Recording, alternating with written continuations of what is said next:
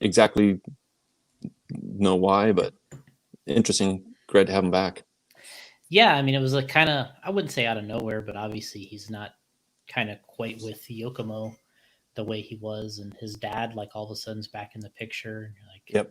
we'll have to get him on Yeah. the podcast and figure Yeah. out what's going on. It's funny because I've responded to that post and I said, "Oh, it's so great to see Masaki again," because Masaki was at all the big races and Mm-hmm. watching over all the details. And I still remember I pitted across from him, and it was '88 in Holland, and Masami would go into not a trance, but he was kind of just calming himself down, eyes closed. And Masaki was there working on everything and had boxes of Mm-hmm. tires and everything was labeled properly. Um, and then Masami would kind of open his eyes, go up in the driver's stand, and just destroy us all.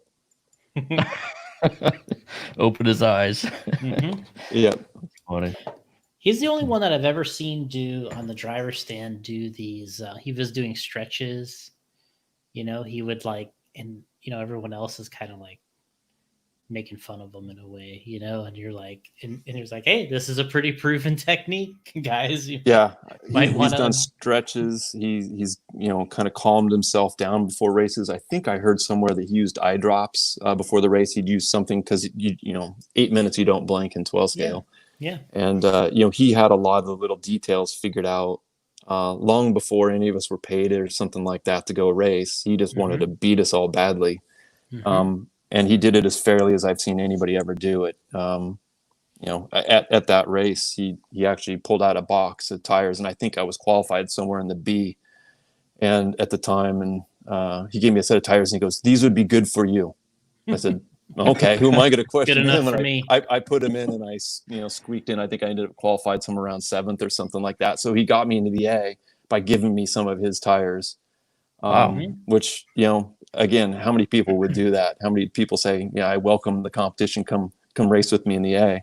Yeah. But he did it, and I'll never forget that. He's a really good guy. Yeah. Years later, or some other people might be like, "What are you talking about? Other tires? Well, I'm just destroying you." yeah, exactly.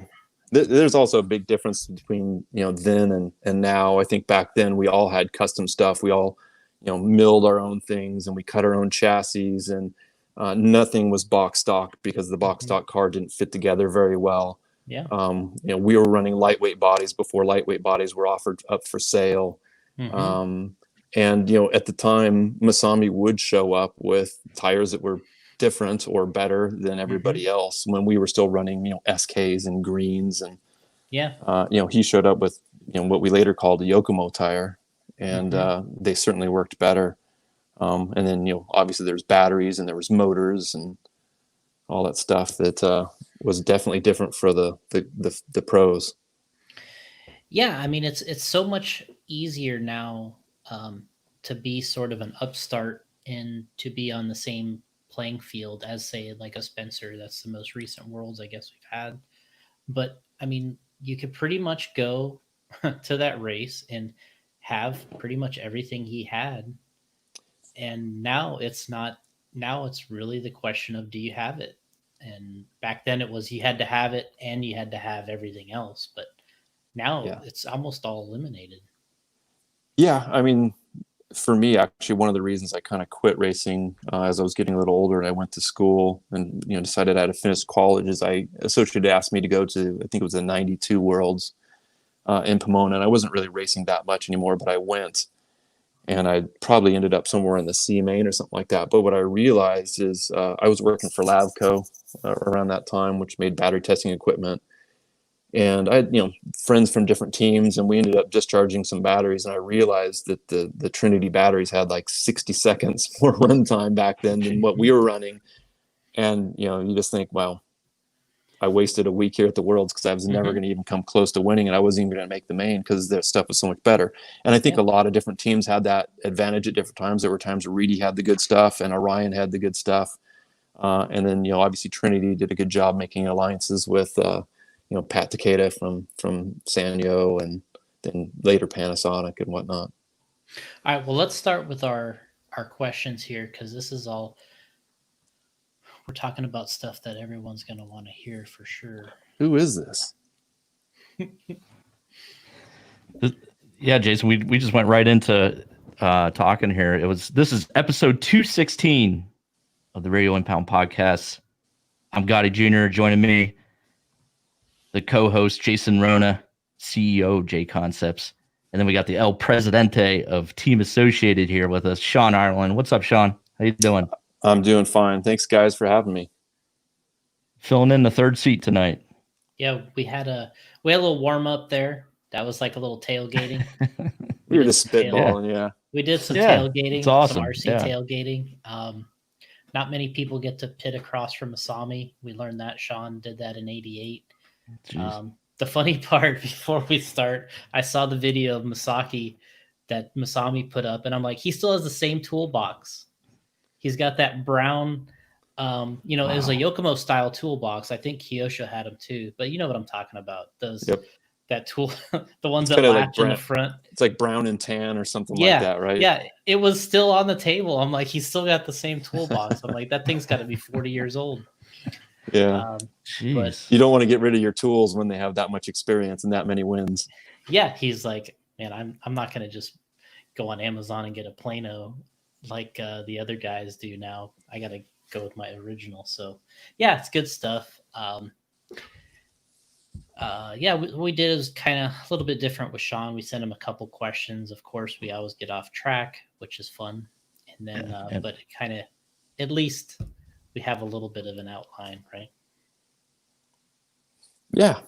Ask and then away, we have whatever you want. questions here from, and I have questions here from people that are checking in on Facebook and YouTube that I'll pop up on the screen for us every so often. You guys can go answer those if you want. So we'll start with Shawn, and what we talked about sort of in our pre-game here was, Shawn obviously has done a ton of racing, and if you haven't been involved as long as a lot of us have, you probably don't know that, but he was in the golden age, the golden years of RC racing.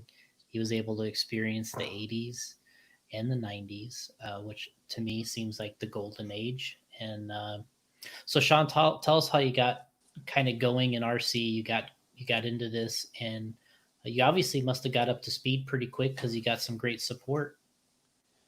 Yeah, I kind of fell into it a little bit. My father was always into mechanical things.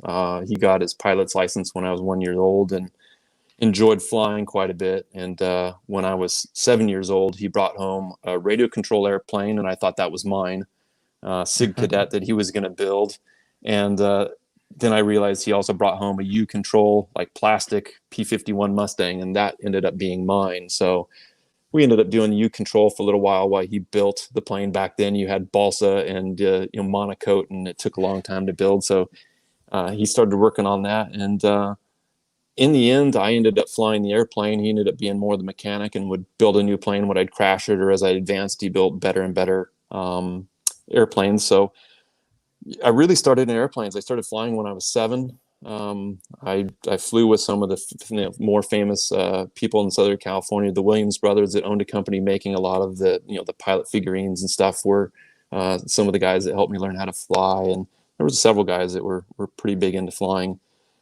And then my dad decided to kind of change hobbies. He kept his pilot's license, but flying was getting quite expensive at the time. He bought a Ford Model A and decided he wanted to restore it. And I was around 12 at the time, and we went to a Sears parking lot, or Sears, one day just to buy something. And in the parking lot, there were a bunch of guys with a motorhome, and they had the old plow discs sitting out in the parking lot, and they were driving these cars around. And I begged my parents to take me over there so I could see what they were.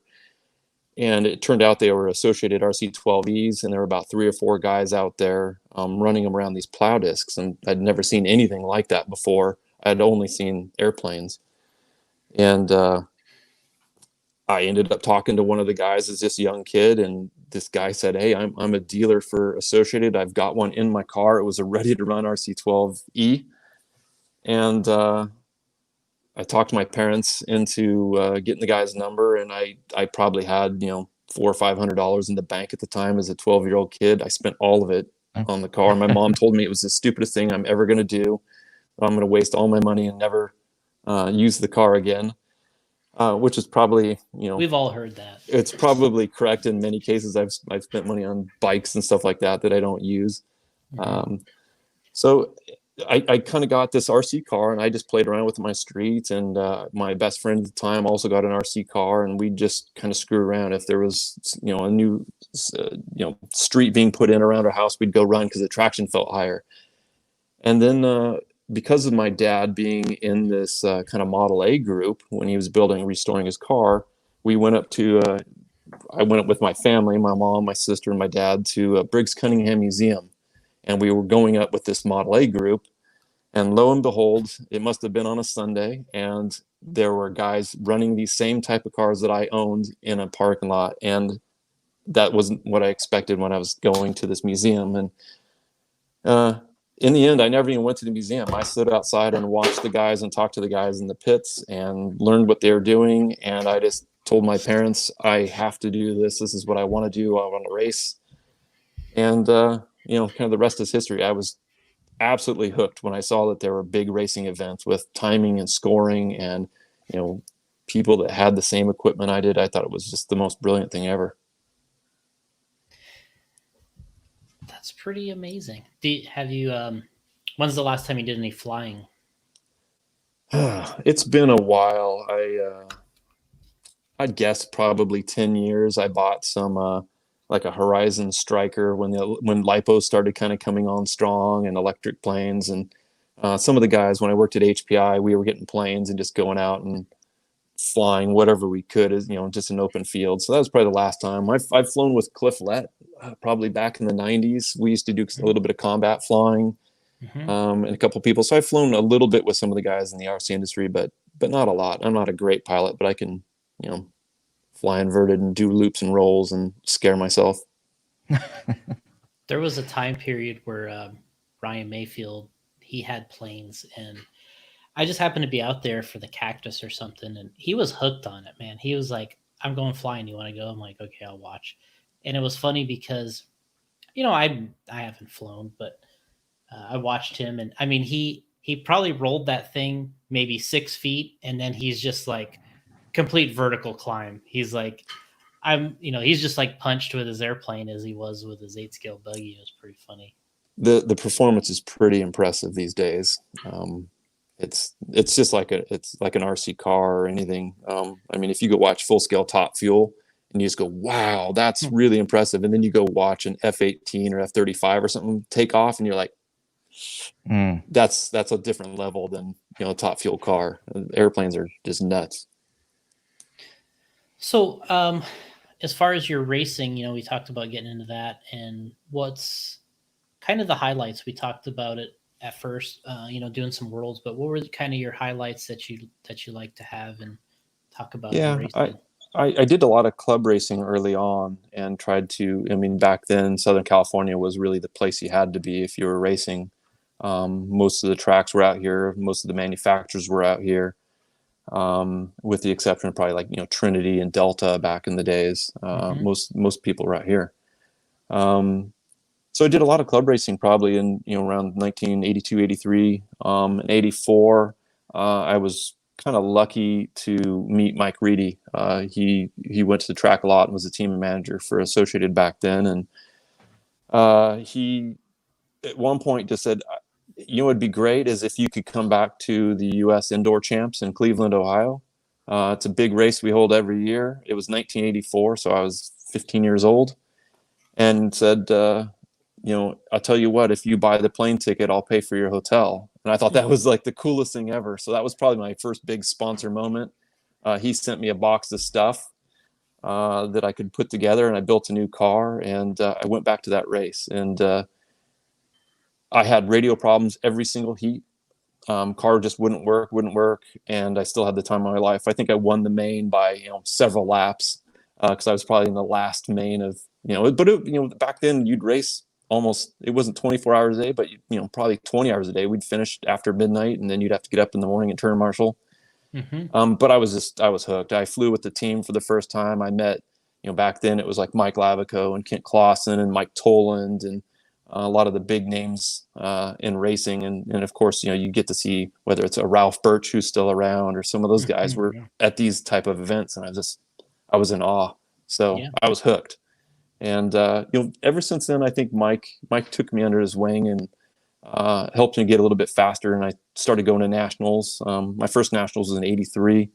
But I'd go to the regionals and the nationals, and then if Mike would help me out somewhere, I'd try to go to another race. And that was really kind of how I got started with the team. And in terms of highlights, I won the U.S. Indoor Championships in '88 back in Cleveland. That was pretty neat. Back then, that was the days of Christian Kyle push batteries, if you remember that. Yeah, And I watched the DVDs.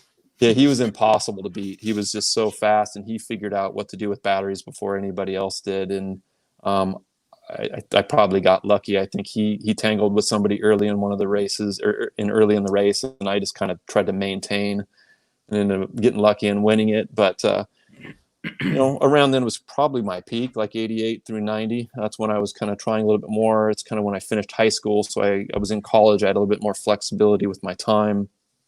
I went to the '88 Worlds, finished sixth there. Went to the '90 Worlds in Singapore, finished sixth there again. And honestly, back then I was trying pretty hard. I was working with like Kent Clausen, and we had custom made stuff and this and that. And I do remember coming back from Singapore. Chris Dosek and I went to the practice race, and after the Worlds, I just remember thinking, I tried pretty hard and I put a lot of time into it, and I think sixth the best I could expect. The other guys were just faster. They were better prepared or more dedicated than I was, and I was in college, and I just kind of said, I just gotta finish school. And I had a talk with Reedy about that time, and just I think I need to finish school. And he said, I think it's a great decision. We've really enjoyed having you with us. You're always welcome to run for us. And we kept in contact, and I still race, but I did more oval racing probably at that time. Where you go to Whippoorwill, and I just had to drive around in a circle, and that was certainly a lot easier than driving a car on carpet. Yeah. So yeah, the highlights are probably Cleveland and a couple Worlds. But for me personally, some of the highlights were getting to spend time with the best guys. So I roomed with Kent Clausen a whole bunch. Tony Neisinger, when he won the Worlds in Vegas, was my roommate in '86. Cliff Lett and I roomed together. And it wasn't just learning from those guys, but it was the camaraderie and joking around and the stupid stuff that we were able to do back then that you certainly wouldn't do today. If Spencer or Dustin was doing it today, I'd probably have to have a talk with them, but we got away with it back then. There weren't any cameras. Yep. Yeah. So, Big and the difference. other thing that I noticed that's kind of there's pictures of still out there is, well, one, you kind of had a really cool paint job. You had a cool color. I don't know, it was aqua, teal, something like that. But then also your oval cars, where you did some of the speed run stuff, right? Yeah. The speed run was fun. Kent really got into it. Kent got into oval more than I did, and I was working for Kent at the time at Lavco, and he really liked it. And then as I kind of slowed down, I did more oval racing, late '80s, early '90s. And the speed run was fun. You're really building a car that is going to explode. The tires couldn't handle it. We were running the cap tires, and they couldn't go 100 plus miles per hour. The comms on the motors would just basically expand, and the segments would separate from each other, and your motor would blow up within, we're talking seconds, because we were running 27 cells in some of the cars. Jesus. But yeah, it was a lot of fun. It would be fun to do again, actually, just to see what we could do with the technology. Yeah, and was it your car that had sort of the carbon fiber body or the chassis? Yeah, Craig Stafford and Robert Bartlett were both working at Nissan, making GTP full scale cars at the time, and Carbon. The Carbon shop had Robert working in it, and Craig worked in there. He was an aerodynamicist, and those guys were in RC, and they built a handful. I don't know what the exact number is. It could have been 3, it could have been 5 of these, completely carbon monocoque cars, where they made a top and a bottom with aerodynamics and everything. And I ended up with one, and still have it to my day. It's sitting around here somewhere. I take pictures of it every once in a while and post. But we built a lot of RC 10Ls and whatever, and just put as many batteries as we could, and had Reedy kind of working on us with motors. This is long before brushless. We were running like half sub Cs or 2/3 sub Cs, so we could put more weight in the car. Locking the suspension because the springs would compress, because at the velodrome the car would actually just start dragging on the ground because you're 100 miles per hour and the velodrome is pretty fast. That was a fun segment to do. Yeah, I mean, I think you look at some of that stuff. A funny story I had was we were my friend friend of mine, Tim Davis. We were in Orlando. This was several years ago, and there was a Race Rock. There was the restaurant Race Rock. Mm-hmm. Well, Kent had, I think, donated his car to Race Rock. The one he went, the 75.92. It was probably the more stock looking car that was used for the speed run. And so anyway, Race Rock had that car in the trophy. So this is many years. So the Race Rock closed, and they kind of had an auction of all the stuff that was in there. So we're like at this auction, Tim and I and Allison, and I'm like, and they had a Dale Earnhardt car in there too. It was the number 3, the good wrench car, and the that was in Intimidator. Yeah. So we're like looking around. We're like in the corner. We see this. We see the car. Kent's car. So I'm taking it up. Tim's got it. I mean, we're like, this is the most interesting thing to us now is this car. So then, and we take his car and we set it on Dale Earnhardt's number 3 car. We put the trophy on there, and we didn't care about Earnhardt's car. We were just like, oh, this is Kent's car. This is the 75.92 car. So we're like looking at it. People think we're crazy. They're like, you're like, hey, don't we get Earnhardt's car all mocked up? You're like, are you kidding me? This is Kent's speed run car. This is the real deal. That car had its own T-shirt for Associated. You remember the 75.96 T-shirt? Mm-hmm. Yeah. It's fun because Kent used to design all the T-shirts for Associated back then. Mm-hmm. So when he set at the time the record for speed, he made a shirt. The 1990 Worlds T-shirt for Singapore was my car on it, so it was the teal and orange, which was the fashionable colors back in the day. Mm-hmm. It seems like it's coming back now. I see more and more teal product on paint on people's race cars, and certainly a lot of crawlers and whatnot that are teal. Yeah, and I still think and that was back when you guys would make a team T-shirt for the Worlds, and then it wouldn't sell. So you knew who went to the Worlds and who didn't because you had the shirt, right? So I remember seeing that Singapore shirt, and I know Paul and I still talk about it to this day. We still think it's the coolest Associated shirt there is. I still have a few of them, and I'll break one out every once in a while. Wear it. I've worn one to work. I think when after Mike Reedy passed, we had a little ceremony for him at West Coast RC, and I brought I wore one of my shirts, so I looked like I was still from the 80s, and I still remember Jay Halsey going, "You jerk! You can fit in your stuff from the 80s. I can't," or something like that. Mm-hmm. It was an amazing shirt, just the look of it and the color combination, and obviously you could tell the ones you could tell the ones that Kent was involved in because they, for one, they were all nice, but there was some similarities between how these shirts and colors turned out, and I think he did the Reedy Safari shirt, right? Yep, absolutely. That was kind of purple and green on a gray base shirt. Yeah, and that was that was a really neat shirt. I mean, that was probably in my day, that was probably the coolest shirt we had in the early 90s was that Reedy Safari. And later when Kent wasn't doing them anymore, they weren't quite as neat. We had like the B3 shirt and the B, these things, they weren't quite as nice. But it was kind of a cool thing. I think I messaged Kent one day. I'm like, man, we need to get the artwork for that Singapore shirt and start running those things again. He's like, I have it. He probably does. Yeah, he's kept some of that stuff. Yeah, he's like, I have it. So we kind of talked about him. We were just, one of the questions was your close racing buddies. You kind of talked about that with Kent and these other guys, but talk about this Lavco thing a little bit. People don't today, they probably don't know about this, but I still think it's the coolest decal. I'm assuming Kent probably designed the decal. He did. And I just wanted the equipment because I wanted the decals. Like I'm like you'd see it on Cliff's car, and it was like the cool hero guy decal. Yeah, it's funny, and it's one that's hard to find now. So unless you're Cedric or something like that, it's a little tougher to find a Lavco decal. But yeah, so I was working at a hobby shop in high school, and Mike Lavico and Kent Clausen were two of the more top end racers at the time in the 80s. And Mike had just, I think, gotten out of college, or I think he just finished college, and they decided to build a company called Lavco. So it was kind of a play on his last name, Lavico.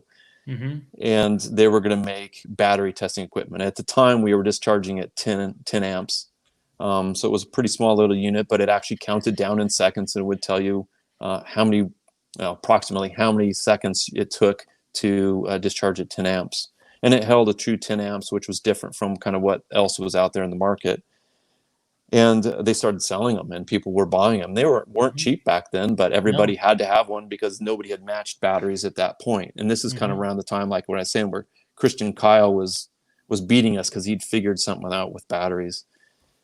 And I still remember the day I went up. I always took Midge Husting poinsettia every year for Christmas, and thanked the team for all the work they did for me and the help they provided. And that particular Christmas, I decided to stop by Kent's house to thank him. And they opened the door and go, "We should get him." And I didn't realize they were just talking about adding staff on to help build some of these units, these Lavco units. And so basically I went home and I quit my job at the hobby shop, and I started working at Lavco.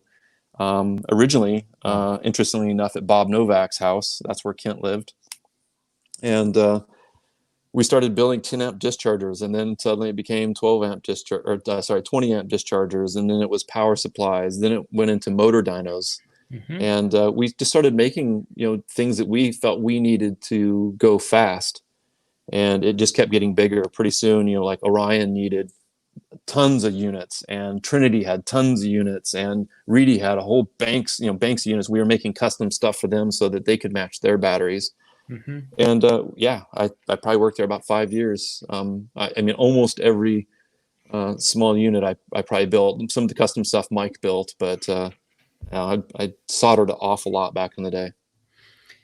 Yeah, I mean, I know I had the items, the dyno, the Lavco Pro dyno, right? That's what it was. And you see it in the videos. Reedy's using them in the videos, and you write down the numbers, and you put them, back then when he had a Reedy motor, he would write his stuff on them, right? Yeah. And yes, here's Jeff Brown, the Lavco Cellmate. Yeah, that was the very original one, was the Cellmate. And I remember they were originally shiny black. Yep, and they had fingerprints all over them. The battery would die in a couple hours. The very first batch was a little crude. And then it kind of went to this kind of like blue grayish color. Yeah, right? we went to a brushed gray because they didn't look dirty all the time. We literally were carrying a can of Pledge in our boxes, so we kept them clean so people wanted to buy them. They didn't look all messy. Yeah. So you went to that sort of brushed matte look, and then it didn't get fingerprints on it, right? Yep. And that was neat. It kind of had that feel to it, like when you touched them, right? Like there was that brushed feel. It wasn't shiny, but yeah, there's really cool equipment, really neat. It was just something that it seemed like, the fast guys had, right? Like it had this idea that it was like, it was real special, or exclusive to the fast guys. Yeah, it did feel special, and at the time, there were magazines. There wasn't any social media, and we didn't have a website or anything like that. And I just remember when people would see it, they would really have this feeling like, I have to have it. Yeah. So I always had my own personal ones that I would build. And I still remember going to races. We went to one in Washington, D.C., and there was some guy just like, I got to get one. I need it now. And Kent just goes, here, take Shawn's, and just would sell mine. Yeah. So the joke became that I always had the newest one because every race I went to, at the end of the race, we'd sell mine, and I'd go home and build a new one. Mm-hmm. But yeah, it was, it stands today, right? You always go to race and go, oh, I got to have that piece of equipment that will Mm-hmm. make my life easier, or it's just cool. And for sure, the cellmate was one of those things. And I remember being in Reedy's office, I mean, all the way, and he had those matchers behind his desk there on that table, and they just like stretched across. And I think, did he like only do the team stuff in his office, or was that like everything? Yeah, he did. He only had a few units in his office, and he did the team stuff. Okay. And then he had a whole separate room that was kind of over by where Randy, like where they used to pull the bodies, Yeah. and it was air conditioned and whatnot. But it had like just racks and racks of big units. There, if you think about a cellmate, it was probably maybe 10 times wider than a cellmate, and it would do multiple units at a time. So he basically, I think, do one cycle. I mean, they were getting pallets of batteries at the time. They'd put a cycle on, then they'd pick the best ones, and then the best ones would go to the team side. Then he'd retest them. And if you remember that he always had something written on the cells, Yeah. and sometimes your name was on them, Yeah. which was cool. And yeah, he'd always kind of watch over those and make sure the best cells were in his possession. So you talked about kind of slowing down and racing. You got a little more into finishing school and college. What was that? What was that like? Kind of getting out of the racing side and kind of getting more serious about school. Yeah, I mean, it's a little bit bittersweet because at the time I really just thought, I'll just slow down in racing, finish school, and I didn't know what I was going to do in life. Um, while I worked at Lavco, I got an AA in electronics, just so I kind of understood how everything worked a little bit better. Mike was a full engineer, but learning about some of the components was neat. But I kind of figured out pretty quickly that's not really what I wanted to do. Mm-hmm. So I changed majors and went into business, and figured it was pretty broad. I could end up anywhere. I didn't know which industry I would be in. I took up golf when I was in college and thought, well, maybe I'll go into the golf industry or something like that. And but I was a little bit sad to see RC go or slow down. And I finished school and I didn't know what I was going to do. And I interviewed with the golf companies. I put resumes out, and at the time, I had a degree and nothing to do. Kent Clausen had just started working at HPI and said, why don't you come up and meet the owner and drive one of these cars that we're going to release, next year? And I said, all right. So I went up and met Tatsuro Watanabe, and they said, hey, come out in this parking lot and drive this car. And what it turned out to be was it was a prototype for the RS4, so a four-wheel drive touring car. And I came from 12 scale foam tired two-wheel drive, cars that you could never drive in a parking lot. And Kent and I were just talking to each other like, this is the future of RC. I mean, this thing you can actually drive and you can slide it, and it looks real because there's actual suspension. And Kent was pointing out to me all this stuff, and I was just kind of concurring, going, this could really be big. Yeah. And at the time, when I first drove it, HPI probably had a few people working there. There was like Akira and Kent and Tatsuro and his wife, and that was about it. Mm-hmm. And Tatsuro just said, hey, there's a big market for painted bodies in Japan. Would you want to paint bodies for me? And I'll, you sign them and I send them to Japan. So kind of like an Andes RC. Mm-hmm. And I said, sure, why not? So I'd spend a day taping off bodies, and then I'd spend a day painting. And every week or two, I'd just bring up 100 bodies, and I'd give them to Tatsuro, and he'd ship them to Japan and sell them for a ton of cash. And obviously that wasn't where I wanted to go. But one day I was dropping off the bodies, and Tatsuro said, "Would you like a real job?" And I said, "Yeah, what are you talking?" And he said, "I'd like you to come work for me." So that's how I kind of got through school and into sort of back into RC, I guess. And then it was kind of Wow. at a different era, right? Like now you're starting in this at HPI. You're also, very, touring car on road. That's when that thing started. That class and that segment really started to take off. Yeah, my timing was really good. I started there in '95, and they had already released their two-wheel drive, their Formula One car. So it was just like a pan Formula One car. And I started maybe a month or two after the RS4 was released. So that was their first touring car.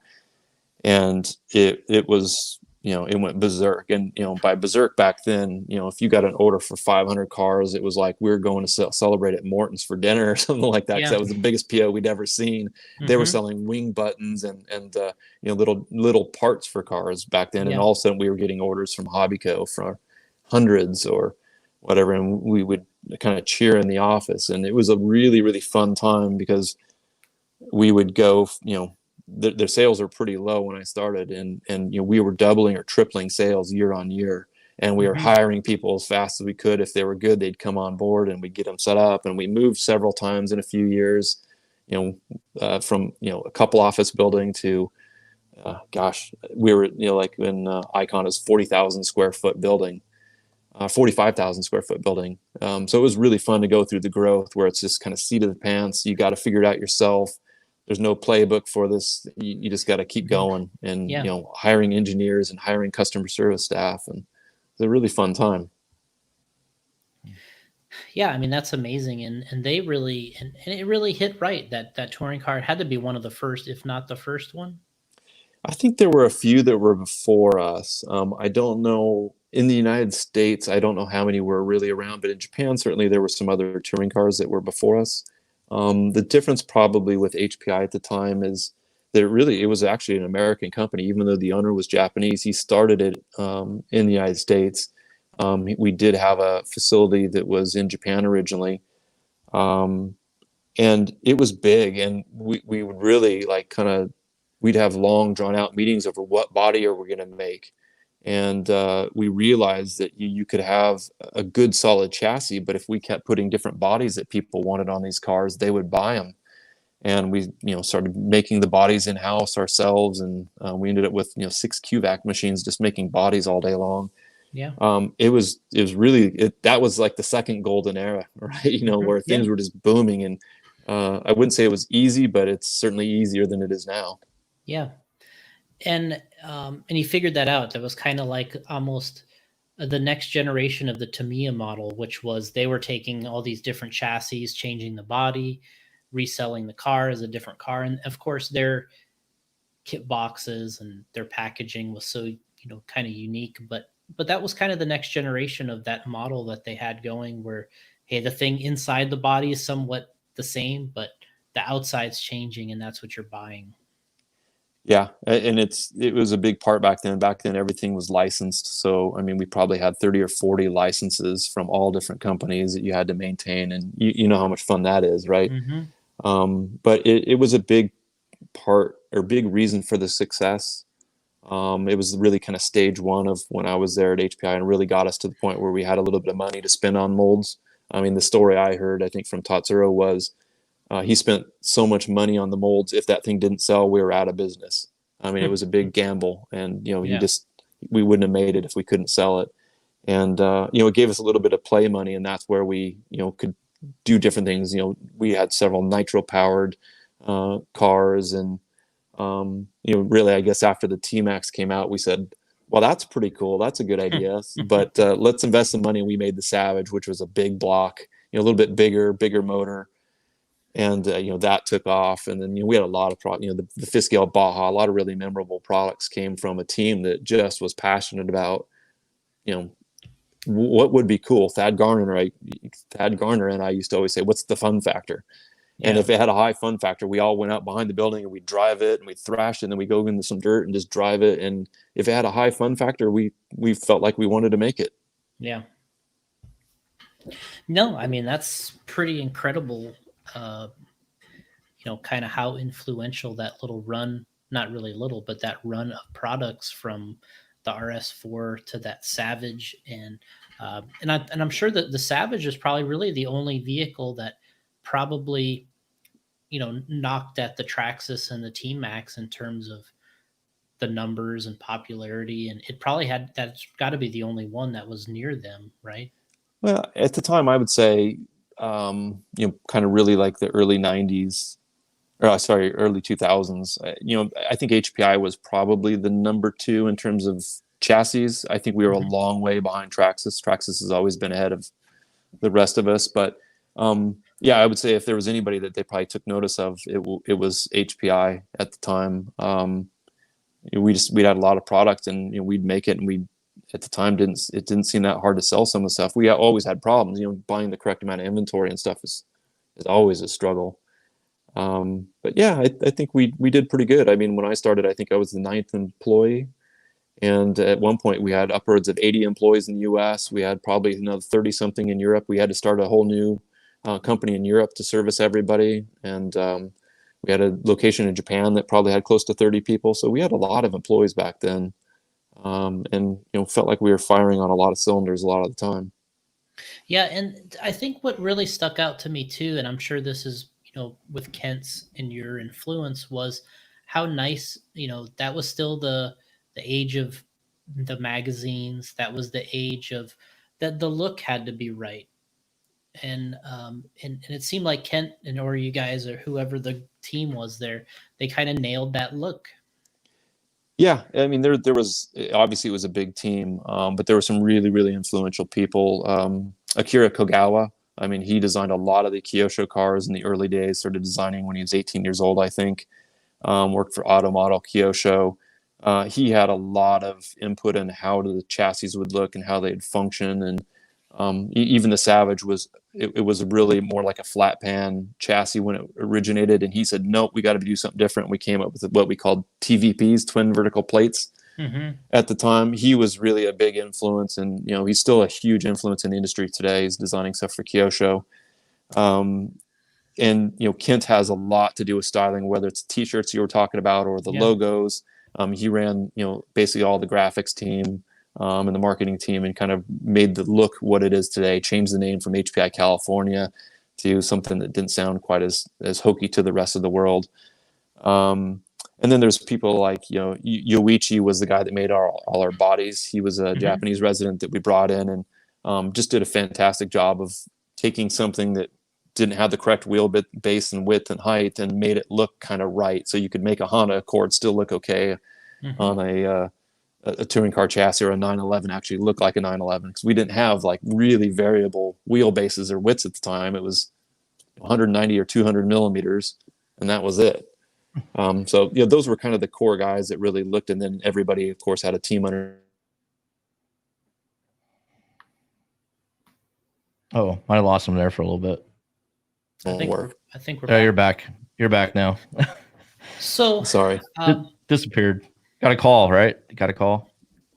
I got a call from work. Yeah, Yeah. they don't know I'm moonlighting right now. Tell them to cut it. Yeah. Actually, we had a comment here from Brad Geck.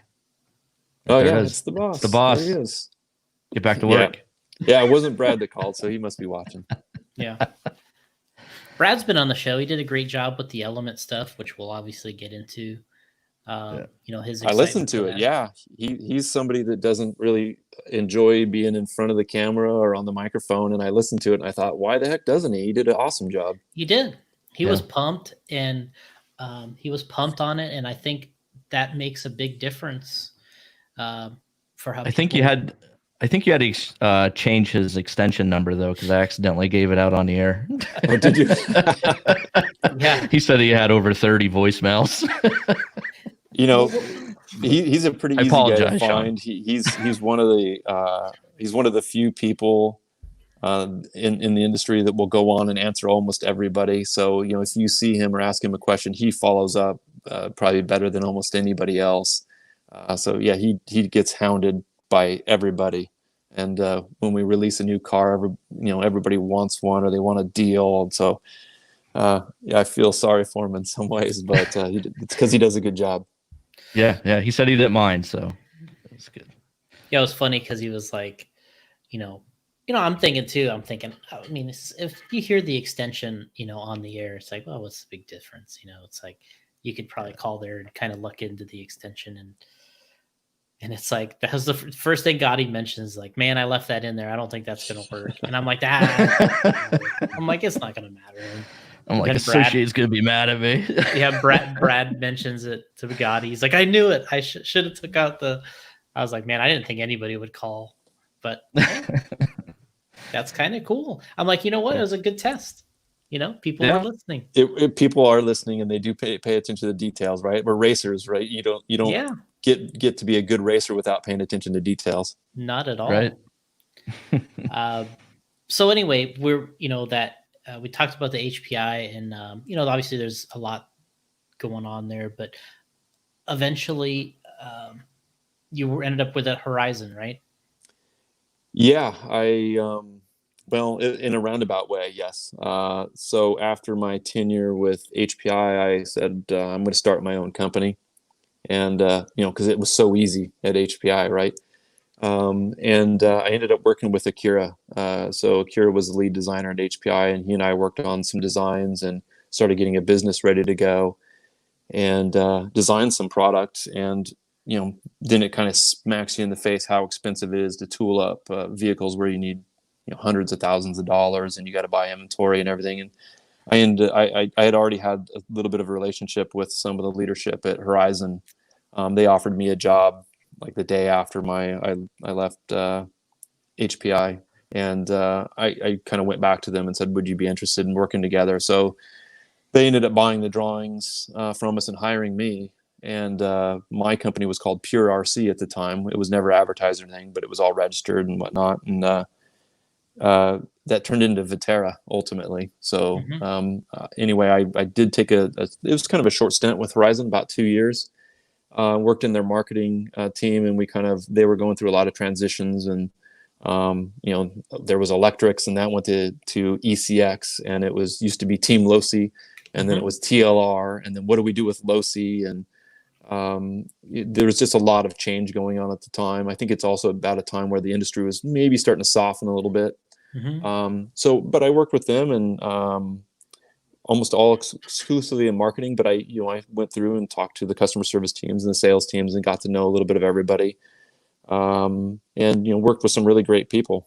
Todd Hodge, I knew of him, but I didn't work with him until that point. So I got to know him a lot better. And Frank Root, who was actually relatively new at the time. I think he had worked at PCH Hobbies or something like that for a long time, and then joined. So I got to work with Frank, get to know him better. And George Land was always an icon in Europe, and I got to work quite a bit with George and talk to him and visit him in England, and took me around shops throughout Europe. And but Joe Ambrose had a big influence on me. His calmness and his style, and he was just a really intelligent guy. He was a lawyer, worked at with bankers, and he helped me a lot with just looking at his style and some of the things he'd say to me after I said something. I thought, damn, he's right. Everybody has a boss, Shawn. Even if it's a bank, they're your boss. That type of thing. And I worked with Chris Dickerson a lot. He's now the president and CEO of Horizon. So we shared an office at one point. We traveled together throughout Europe, and I see a lot of Joe Ambrose now in Chris, and I can see kind of the progression of leadership. And these guys are pretty good. When you have hundreds of employees that you're managing, you've got to be a good leader. It doesn't help to just be smart or something like that. And I took a lot away from Horizon in that respect. Yeah, that's amazing. I was last year we did the HCP convention. Back in June, I saw you there. Yeah, we did that, and he had he was there at that time, right? Or was the year before he was there? Joe was probably there the year before. Joe was there 2 years ago. Last year was the first year since Joe had passed. Yeah. Joe's sons were there. Yeah. And so I was there the year before when he was there and doing his speaking and stuff. And yeah, just the little bit I've talked to him. I've been to Horizon before, and he kind of comes in the meeting for a little while, and like you said, very kind of not an aggressive guy. Just he's not in your face, street outlaws. No, he was a real person, and I have a really funny story about him. I was I interviewed with him for Horizon multiple times. I interviewed with him in California. They flew me back there twice. And there's a whole bunch of other people too, but he probably ultimately was the guy that had to make a decision whether we bring this guy on as vice president or not. And after I got hired, they basically said, we don't want you to come into work for a couple months. We're going to give you a list of questions. We want you to answer them. We want you to make a presentation as to how you think we need to go forward with the surf. You still there? Yep. Okay. Yeah, we lost you though. Yeah, with the There you go. Surface You're back. brands. And I made this presentation, and at one point I was talking about going out and visiting dealers, and I said, listen, these dealers, they don't wear khaki pants. Why are we wearing khaki pants? And of course, Joe had khaki pants on that day, Yeah. right? So it became kind of a joke that, I thought we were putting people on their back. Lost some audio there.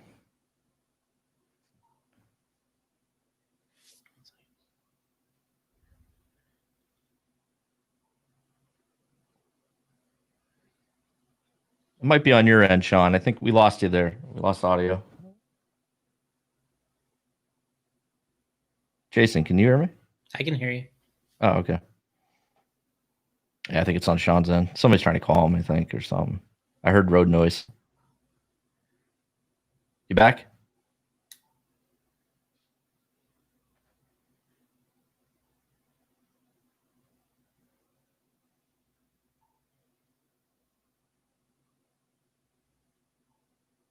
Nope, nothing yet. Let me try something. No. I don't know, Shawn. Can you hear us, Shawn? He can't hear us either. You want to just do a call him back?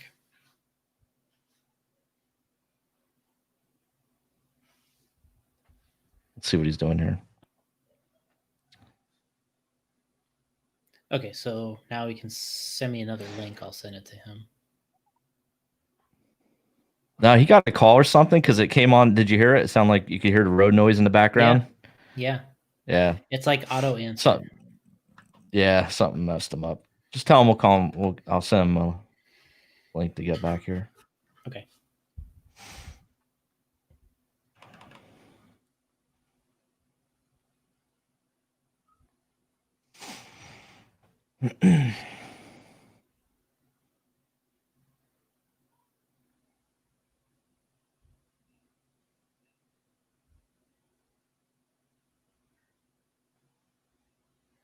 Okay, he said thumbs up. Okay. Jason, I'll send this over to you. Okay. There we go.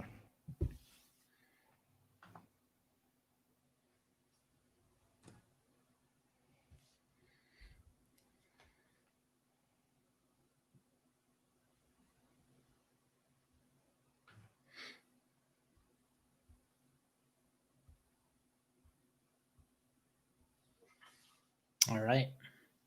He should be back in a minute.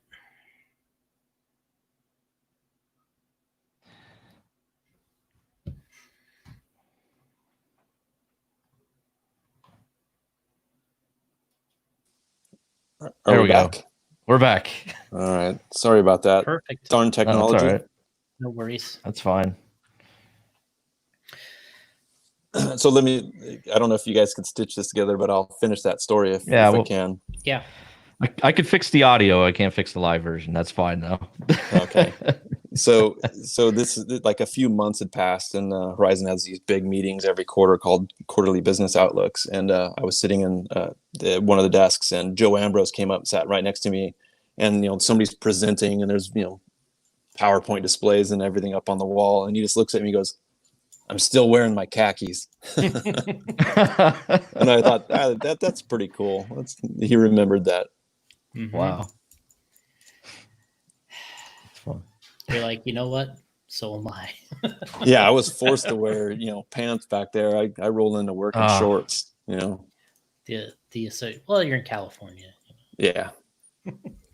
So obviously a good experience kind of sets you up. So I don't know if there was anything in between, but kind of the way I had it written down was the transition to associated. I don't know if you want to fill in the blanks or talk to us about going into associated, which is kind of interesting because you started racing with associated and Reedy and all this stuff, and it took you all that time to kind of get back to where you started, right? Yeah, it took a while to get back. I had kept in contact with Cliff Lett, even during my HPI days. He and I would talk, periodically, and we were, our buildings were only a few miles apart. But after I kind of was not at HPI anymore, and even through my Horizon days, I'd talk to Cliff every once in a while. And then it kind of get more and more where we'd have lunch maybe a couple times a year, and um, he at one point said, why don't you come join me? And I said no. And then he kept asking and asking, and really in 2015, he made kind of the last offer and said, why don't you come on as vice president and help me out? He's sort of the classic engineer, loves the engineering side, and he said it to others, but he was sentenced to the sort of managerial role. He likes working on cars, and that's what he was good at. And you had the fortune to race with him. You know how his mind is when he's thinking about a slipper or how to set up shocks or any of that stuff. His brain just keeps going and going. So I agreed, and he's been really great. He basically opened the books straight away to me and said, "Here's all the stuff. Here's the good. Here's the bad. Let's work together on this stuff." And it's HPI and Associated aren't too different in terms of how the businesses run. They're the same basic stuff. It's just different people and different products. So I think I picked up a lot of it. I knew a lot of the employees before I even joined, which was pretty nice, I guess. It felt like I was coming home. So yeah, we often say I didn't start at Associated. I came back to Associated, and I really think it was a pretty easy transition, to be honest. Yeah. And it's really neat, from that standpoint. And now, obviously, like you said, Cliff got put into that position of being the president, which, he went from designing stuff and being working there in that side of things to being the president, where you're talking about now you're, working on health insurance and that type of thing. And, yeah, you know what? And that, for me, that would be, I would absolutely hate it. Not that anybody likes it, but it's somebody's got to do that kind of stuff, right? And yeah. I mean, whether it's sales tax for the state of Florida or Illinois or whatever, I mean, that stuff's fun to do. Health insurance is not fun to do, but it has to get done, and it has to get done competently. The employees need it. There's a lot of unfun stuff to do. A lot of people think when I see them at the track that we work on the cars all day long and want to know the details on what's coming up next. And there are plenty of times where I'm not really sure. I know basically what's going on. We do have engineering meetings every week, and I have a good idea, but I don't certainly know the details like the engineers do. Yeah, and that's obviously their job, right? Yeah. And put them Hire good people and let them do their job. Hopefully, yeah, that's the hope. And so you did 2015. You started. And recently, I mean, there's not really been a big release about this, but you're the president now, right? Yeah, last year I became president. Like I said, Cliff and I worked side by side on a lot of things for the last few years. And last year he just said, basically, I think you realize you were doing a lot of the stuff that a president would do. And he, like I said, he really enjoys working with the engineering team and not having. We had a couple new engineers that joined us that are still in their 20s, and we always call them green. So they're great guys, classically trained, but we have systems that need to be learned, and it takes a while. And last year was a weird year. We found out in January by chance when a realtor showed up and said, "Hey, we want to show somebody your building." And we said, "What are you talking about?" And we learned that our building was going to be sold before our landlord even told us. So Cliff and I started looking for buildings, and we couldn't find a building that was suitable in the area. So then we had to interview third-party logistics companies to help us ship product. We had a new brand that we were getting ready to launch. All this stuff was going on. We had to move over the summer. We had the World Championships in Slovakia coming up. Just like everything felt like it was crushing us. And at the end of it all, after we got moved and finally like could take a breath, Cliff just said, we're going to put my office downstairs with the engineers. And so, we had offices right next to each other. We talked through the wall all the time. We often joked we needed to put a window in. Yeah. And we separated, and he's got different responsibilities now. It's probably more similar to what he had in the past. And I've got new responsibilities now, and it's probably more similar to what I had at HPI. And I think it's working pretty well. He's dug back in. We've got better schedules than ever. We're releasing more product than ever this year, and we're both probably where we should be. Yeah, that makes sense. So, and that was kind of on the list of questions I had here. We got to when we had Brad on the show, he kind of dove into it a little bit. How you started the new brand. You just talked about that with Element, and kind of how you had to go back and start with Associated Electrics and say, all right, now there's Reedy, there's Team Associated, there's Element, Factory Team, whatever, and talk to us about kind of, because obviously that was a big project that you kind of did during all this, I'm sure as well. What was the mindset about this and kind of getting into this Element side of things?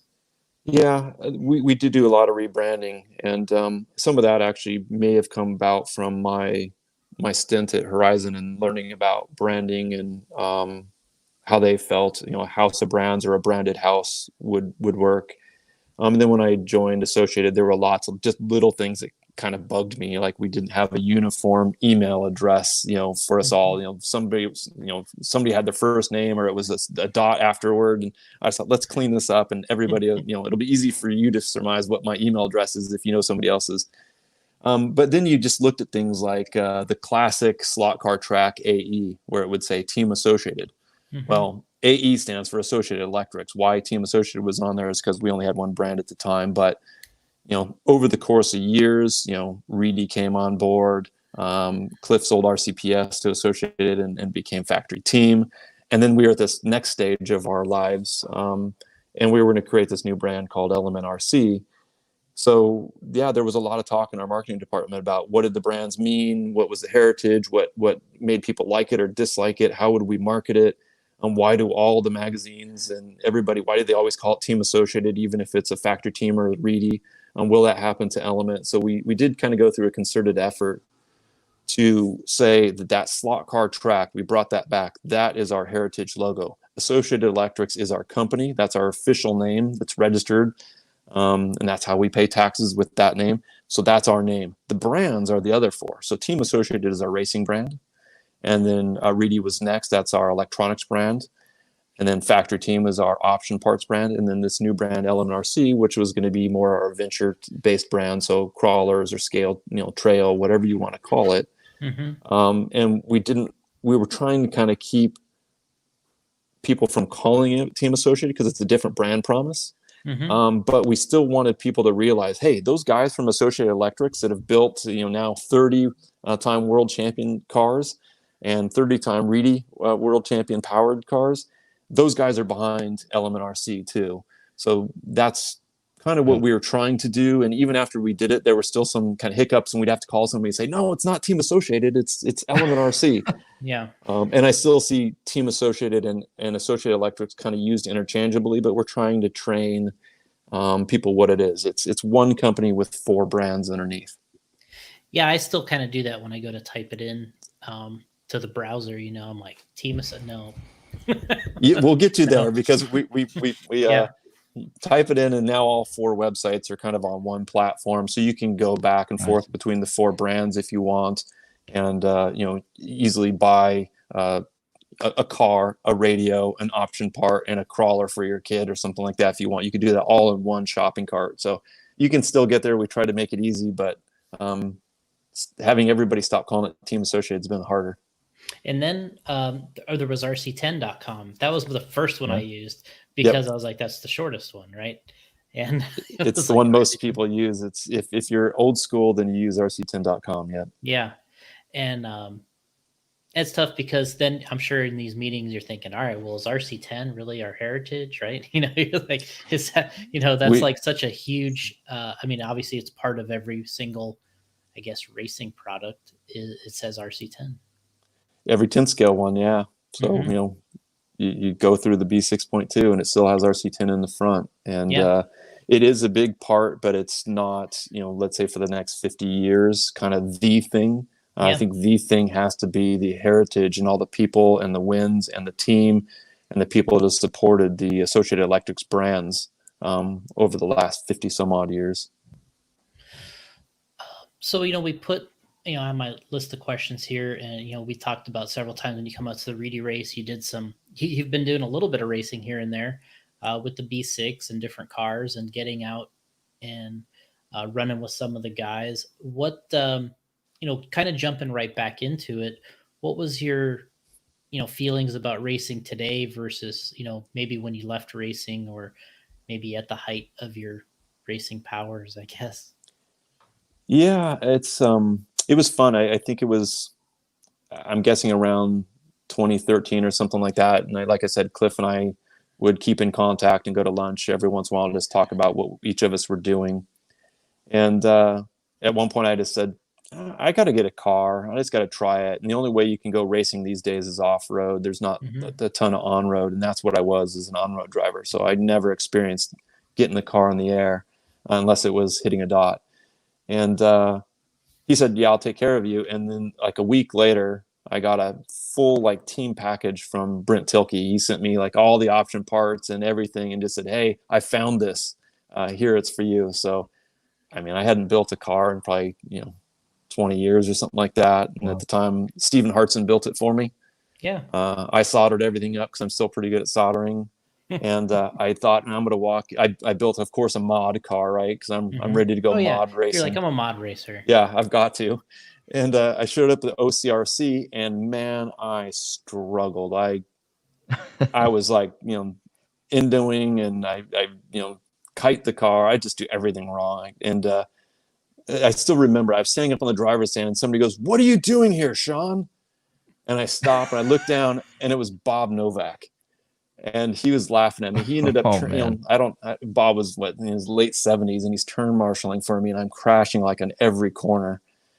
And I really went there kind of thinking like, I'll have the hang of it. I'm not that bad, but I was really that bad. But by the end of the day, I could at least get around the track, and I got hooked. I started going almost every week, and it was fun just to hang out and talk to Nick or Jackie or any of those guys at OCRC. And I started seeing old friends. I started talking to Jay Halsey more than I used to, and Mm-hmm. people that I raced with back in the day. And I met a whole bunch of new friends. Like talked to a lot of the kids that were hanging out at the track, and met some other people that I'd never really met before. And I had a lot of fun. I started kind of saying, I'm going to go there to have fun.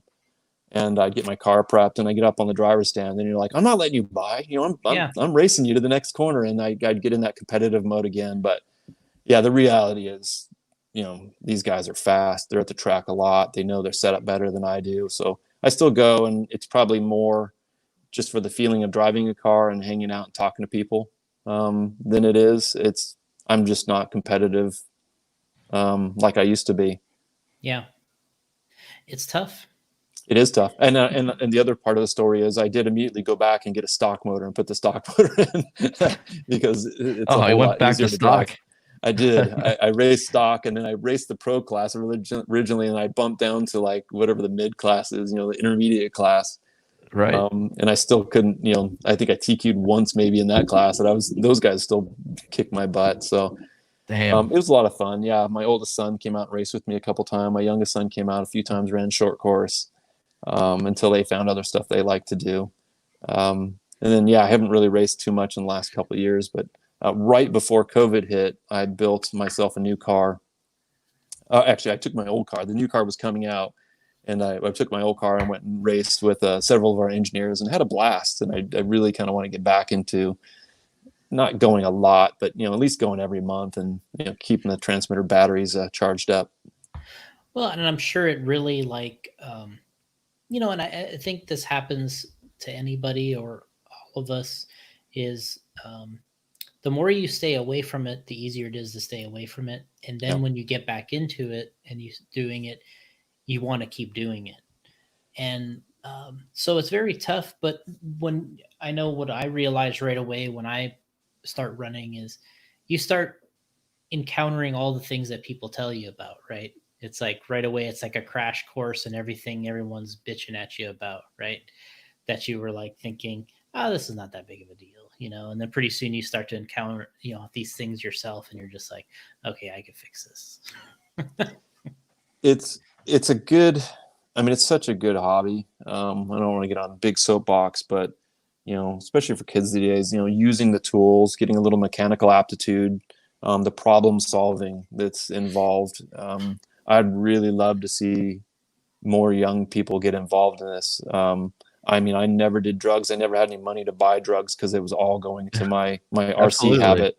Yep. And you know, it's fun to see people learning from this and getting to know it. And now, you know, now that we have Element, I mean, it's a whole new world for us, you know, for the racers who are trying to get a half a tenth a second a lap, to see people building interiors on their rigs and going in this great detail so that the body looks like it's rusted. And like some of the stuff we talked about Brad before that he does, I mean, he's taking like cigarette lighters and making exhaust cans and stuff like that, stuff I would have never thought of. It's really, really neat to see people put some kind of ingenuity and thought and passion into something. And you know, it's fun to have a brand. I went to K&K last year back in Ohio. It was my first crawling event. Of course, I brought a car to compete, and I found myself being super competitive again. It wasn't on a race track, but it's, you know, points and you know, it makes me want to go back again. And you know, I don't want to get beat by somebody that can also drive slowly, but those guys are good. They're, you know, very technical, and their cars are set up right, and it's a different form of RC that is also competitive. And I guess it's still a little shocking to me, but then maybe not 100%. But I mean, are you still surprised how large this this scale truck crawling segment has gotten? I mean, it's people still talk to me about this, and I bump into people and they're like, "Oh, that seems stupid to me," and you're like, "You don't understand like how big this is in this market right now." And you know, they'll talk to us about stuff you release and projects, and they don't get it because they have only seen it one way, and you're like, you don't understand. Like, this might be bigger than anything. I am, honestly. So I knew a lot of the guys that founded Axial. I worked with a lot of the guys that founded Axial, and you know, they spent a couple years doing engines and whatnot. But then when they came out with the original SCX10, you know, I kind of looked at it and it's like, yeah, it looks cool. But I didn't get it. I didn't know what these guys or where it was going to end up going. And even after a couple years, there were a couple other companies that tried to make some sort of a crawler, and they sort of disappeared. So I thought, well, maybe the market's only big enough for this Axial brand, and they're so far ahead of everybody else, it's not worth getting into, and it's not big enough to get into. But you know, I was wrong. I mean, I have a little bit. You were talking about Mayfield flying planes, and I always have this thing where I can go out and fly, but I get bored with it because there is no lap time, and there's no corner, there's no apex to clip. And that was my general feeling with the crawling scene, is that before I even tried it. And then Brad Geck and Aaron Lane and a couple guys, you know, took me out and, you know, had me, and John Schultz as well, you know, took me out and had me, you know, crawling on some rocks and stuff. And you realize there is a method to going up or going down or side hilling something. And I thought, okay, well, this is something a little more interesting than what I thought. But then when you go to like a K&K and there's hundreds of guys there, and you're up till 11 o'clock at night, and everybody's having a great time, and they're just, you know, pull up a chair and sit down and talk to you. And, you know, it was a whole different thing. So then I kind of realized, you know, if I had more time to dedicate, I'd want to go there and try to finish first again. And, you know, and you don't need the reflexes. You don't need the young eyes, but you do need to be smart. You need to think, you know, a corner or two ahead. And you need to set up your car right. All things you can do without, you know, you know, just with a little effort and a little, you know, paying attention. I mean, um, before I kind of get to the next question, a lot of people ask us. We were talking about I think it was the last show we had this discussion about um, older people in RC and being the over 40 classes they have, and we have all these different classes in RC for people to race in and be competitive. But we were having this discussion about what's that limit to where we think that uh, you just can't compete anymore at the level that maybe either you're accustomed to or makes you comfortable. And um, I honestly, I talked about how it's a little surprising to me that I can still drive stuff, that I'm still okay at it. I don't really practice. For whatever reason, I'm good at it. Like I can pick up any of these cars and I can drive them. Sure, I'm no Mayfield or Spencer out there, but I'm okay. But um, like, people just ask, what's the difference? Why is there these guys that are, like the Spencers that go to the Worlds in Slovakia? He's 21 years old. He's a, but what happens when you get to be 40 or 50, or what's the cutoff? People are asking this all the time. It may be different for different people. I don't know what the answer is. Certainly, it's a younger person's sport. If you're talking about winning world championships, we can see that. I think it's probably even more so these days as the traction goes up and we start racing on carpet, and your reactions just have to be so quick. Mm-hmm. So there is something to that, but there are some guys that are getting up in age. Rick Howard is maybe a year older than I am, Mm-hmm. and he still goes to nationals and does quite well. Yeah. And I mean, I've seen him drive off road too, and he picks up a transmitter without practice and can get around the track really, really well. Mm-hmm. I just recently saw on social media Joel Johnson driving a I saw car, that. and Joel's again maybe slightly older than I am, but Mm-hmm. I mean that guy has got more talent in his little finger than I have my whole body for racing, and I have no doubt if he put the time in that he could be relatively fast. Yeah. Ralph Birch Jr., a lot of these guys. Mm-hmm. But I just don't know what it is that changes. I'm sure. I mean, I certainly don't see as well and react quite Mm-hmm. as quickly.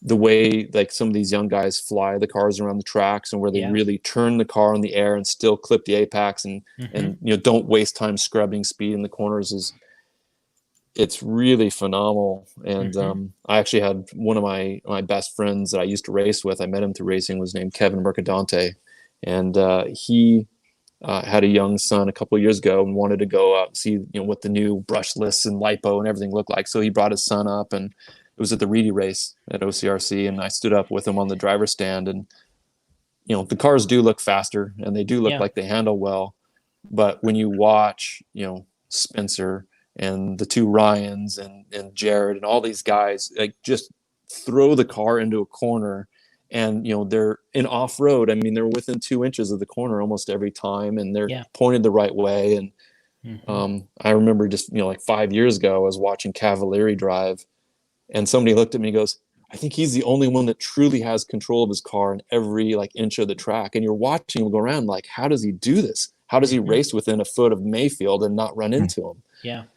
The level of skill that these guys have today is just phenomenal. It's It just is. really good. Yeah. And sometimes people ask me, they're like, they're asking about this age. What's the cutoff? And I'm like, you know what? Ryan, and Jared are going to show us what Yeah. the limit is. Yep. They are. And I'm 43, Ryan's 33, and Cavalieri and Tebow are also 33. And I was just watching Ryan over the weekend, and he's not slowing down.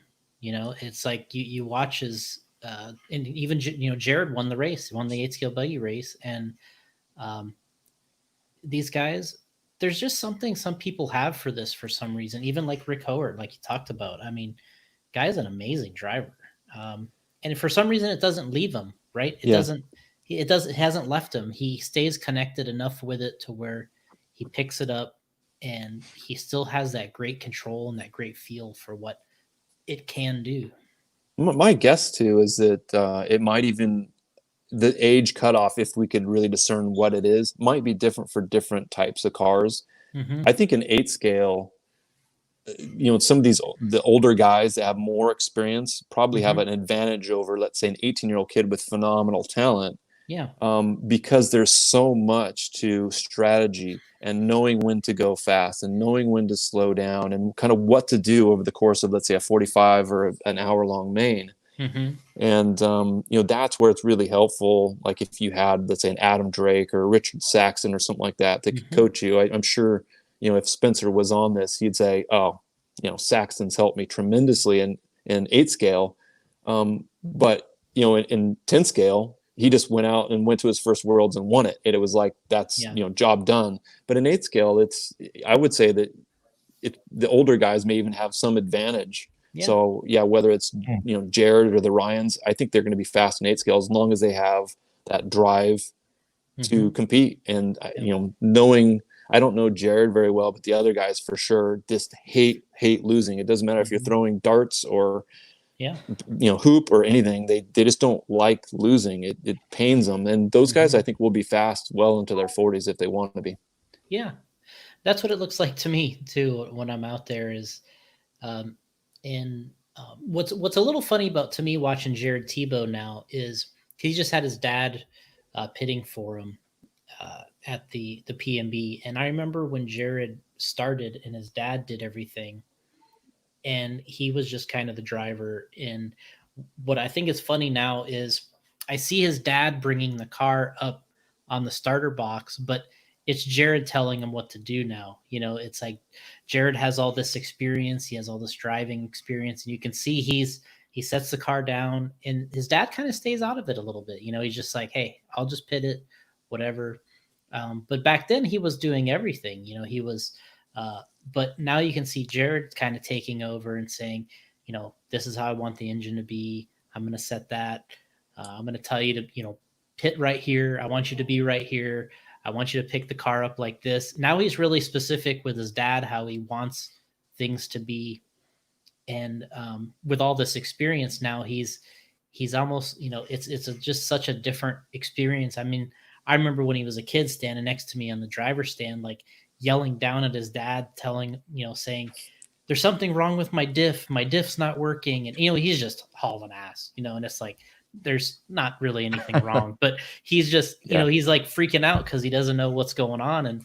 And now you could see, now he's the one in control. He knows what the product is like. He knows, there's not all these weird issues that he's making up because he's been in there now. He knows whether it's right or if it's malfunctioning, and it's just kind of funny to see it from that perspective now. And I'm sure he's probably has a lot of respect for all the wrenching his dad probably did at one point or another too, thinking, man, I used to just, go talk to everybody and my stuff was ready. And now it's like, I got to do, I'm involved in all this. Yeah, I think there's a lot of ownership now from the very, very top guys. They have to know what's in their car. They have to be able to wrench on it Mm-hmm. themselves. They're getting paid to race, right? So Mm-hmm. the blame isn't going to fall on anybody but themselves if they don't get a paycheck or a bonus check. So, you can definitely see the guys that are multiple time world champions and have, lots of success. They're all very, very prepared. If you're, looking for somebody to follow, it's, like a Cavalieri. He shows up with everything on point, ready to go. Mm-hmm. If you want to talk about, going with the flow and fixing your car at the track and just digging out the fastest lap time, I mean, Mayfield's kind of the guy. And then Mm-hmm. Spencer really, I think, is kind of the protege from both those guys. He worked with Yeah. Mayfield an awful lot and is just gonna, do what he can to win. He's got a ton of talent, and all those guys you can learn from. And I still think I would, I'd put money on Ryan and Ryan being fast at 40 and Yeah. beating a lot of these younger kids. The only question I have is when you get on carpet and super high traction, and when all of a sudden reflexes start coming into it, does like a Brock Champlin start having, if he could race, let's say, Spencer when Spencer was 40, I don't know how that will end up because the cars look so fast and it happens so fast. I don't even know how you do it. Oh yeah. It's, you watch a video of Brock or one of these guys racing on carpet and you have to actually go, is this sped up? Like, is Yep. there some like editing being done to this or something? And it is, it's really nuts how fast it looks on carpet, and how you're making all these decisions. You're not making it like right now, you're making it like 3 turns ago. You've already decided how this section is happening, and you're doing all this in this weird subconscious uh uh and it's very impressive to watch what can be done. Yeah, I mean, anybody out there that's listening, I mean, next time you go to the track, just do yourself a favor and record in slow mo a couple corners, like maybe at the end of the straightaway. Mm-hmm. And even on carpet, where we assume there's just tons of traction. Cody Newmandahl, Cliff, and I went to Vegas to do some testing a few years ago, and we were doing a lot of filming. And when you watch a car slow motion, like you're saying, Jason, I mean, 20 feet before the corner, the car starts turning in and it's sliding into the corner, even on carpet. Yeah. So it really is the subconscious, like your brain knowing what the timing is, and when you need to start turning so that you can hit this corner, off a couple inches, but it's 20 feet ahead of you. It's amazing what they do. Yeah, and you talk to people about, I talk to people a lot about, obviously there's the setup side of it, there's the driving side of it and all this. And, a lot of times I come back and I'm like, you have to really realize how much of this is controlled by the driver. And sure, there's the fine tuning aspect, but when you actually see what a really good driver is capable of, it's really astounding. I mean, I remember talking to Mark Pavitas back in the day about something, and he's just like, I'm like, I'm like, how's your car landing so well off of this triple jump? I'm like, and we're pretty much all set up pretty much the same. And he's like, well, I noticed that if I land on the side, it's a little bit better. And I'm just kind of jumping the car and I'm landing on the side instead of flat landing it. So, and I just found that it lands better that way. So I just try to, set it up. So I'm like, oh, okay. Wow. Yeah. All right. And which is what guys do today. I mean, they're controlling the car in the air, and that's what we talked about earlier. But these guys were already figuring that out. The Kinwalds, the Pavitases. I mean, I do it, not knowing, because you're turning in the air and stuff like that. But I don't do it on purpose as much as these other guys do. But they were figuring that out back then, and that's why people come up to these guys all the time and, why do you have so much traction? Why does your car land so good? And it's like, well, really, it doesn't land much different than yours. I'm a little bit better than you are at landing the car. Yeah. I mean, I can't remember if this was the pre-show or not, but they're running the same equipment you can buy. It's definitely the driver. It's not the equipment. And you always hear rumors about, oh, Spencer's got such and such in his differential, and 99.9% of the times it's not true. Yeah. He built a differential and he built it correctly. Yeah. But it's almost always the driver. I mean, I when I was getting into driving again a few years ago, I gave my transmitter to Stephen Hartson and watched my car go around the track fast, and I just thought, it's not the car. And he's like, this thing understeers. Yeah. And he was still just ripping around the track. You're like, man, I thought it looked great. Yeah. Ken Peterson says, I'm 51, started when I was 15. RC racing keeps me young. Still love the challenge of tuning and working on cars. Yeah. So Ken, I'm 51 as well. 51. And I started, a couple of years earlier with cars, and, at 7 with airplanes, but it is, I don't feel like I'm 51. When I was young, I always felt like 51 was really an old guy, but getting to go to work every day with RC cars and getting to play with them and having a whole bunch sitting in my office to stare at every day is a lot of fun. And one of the things we were talking about, Spencer, earlier, and how dedicated you have to be to this. And when we just did the Psycho Nitro race, he's hooked up with Jackson Brunson, and they've been kind of trying to get the most out of their racing during this downtime of what's going on. They've been spending time in Arizona, then they come back east, and so Psycho Nitro practice is 24 hours, and the Friday morning the track opened at 6 a.m. and he was the first one on the track. He told Richard, I'm going to be here. We're getting here. I want to be the first one out. Richard had the car ready, and he's fired up and he's ready. And I'm like, hey, I'll see you there at 8, man. I'm not going to be there at 6. Like, So there's the answer to your question about how old are you going to be when you stop being fast. It's like, because Right. us old guys can't Right stay now. up 24 hours anymore. We need to No. go to bed. Well, what you see at that race is you see the older guys try, but then the performance starts to kind of dip down a little bit, and Yeah. they start to pack up a little early, and they're there bright and early with the trailer set up. You know, on Wednesday they're ready to go, but by the time Yeah. Saturday night's rolling around, they're like, I gotta pack up, I gotta get out of here, it's over. But yeah, I mean, it was impressive. I mean, he had to get up at, I mean, I think he said he got up at 4:30 in the morning, got there at 6, and you know, for somebody that's young, most young people, I mean, and even me, I don't like to get up early like that, you know, and No. just but to really have that kind of fire or desire to want to be good is really what it comes down to. It does. I mean, I think Spencer's one of those guys that you kind of just know has it. You know, I think Brent has talked about that it factor. And there's plenty of guys that are fast, but you know, Spencer gets it. He knows he needs to be prepared. He knows he needs to show up and work hard, and you know, he's got some tough competition. And Yeah. you're not going to show up and beat, you know, Ryan's and Jared and stuff like that if you're not prepared. And it is impressive because there are people, you know, my sons that'll sleep until noon because, you know, it's summertime and they don't have anything else to do with COVID. And you know, I'm sure Spencer gets up and works on his stuff. And you know, hopefully, you know, Jackson and all those other guys that are out there, it's rubbing off on them and they kind of see what he's doing and you know, get some results out of it. Because it's like our parents used to say, you know, you got to work hard and there's no substitute for hard work. And it's true with RC as well. Yeah, the easy button is not there. No, it's not. I mean, I don't care who you are. You know, Tessman's worked super hard to get his results, and all the fast guys. You know. Yeah, I mean, when I used to race at Lake Park, and I remember what we used to do was we couldn't wait for the main to be over, so we could try that thing right after the main when the track was the best that we wanted to try all day, but you didn't want to because you still wanted to win the club race. So it was like we would get there and you would run the club race and then you'd get through the day and you're like, okay, the main's done.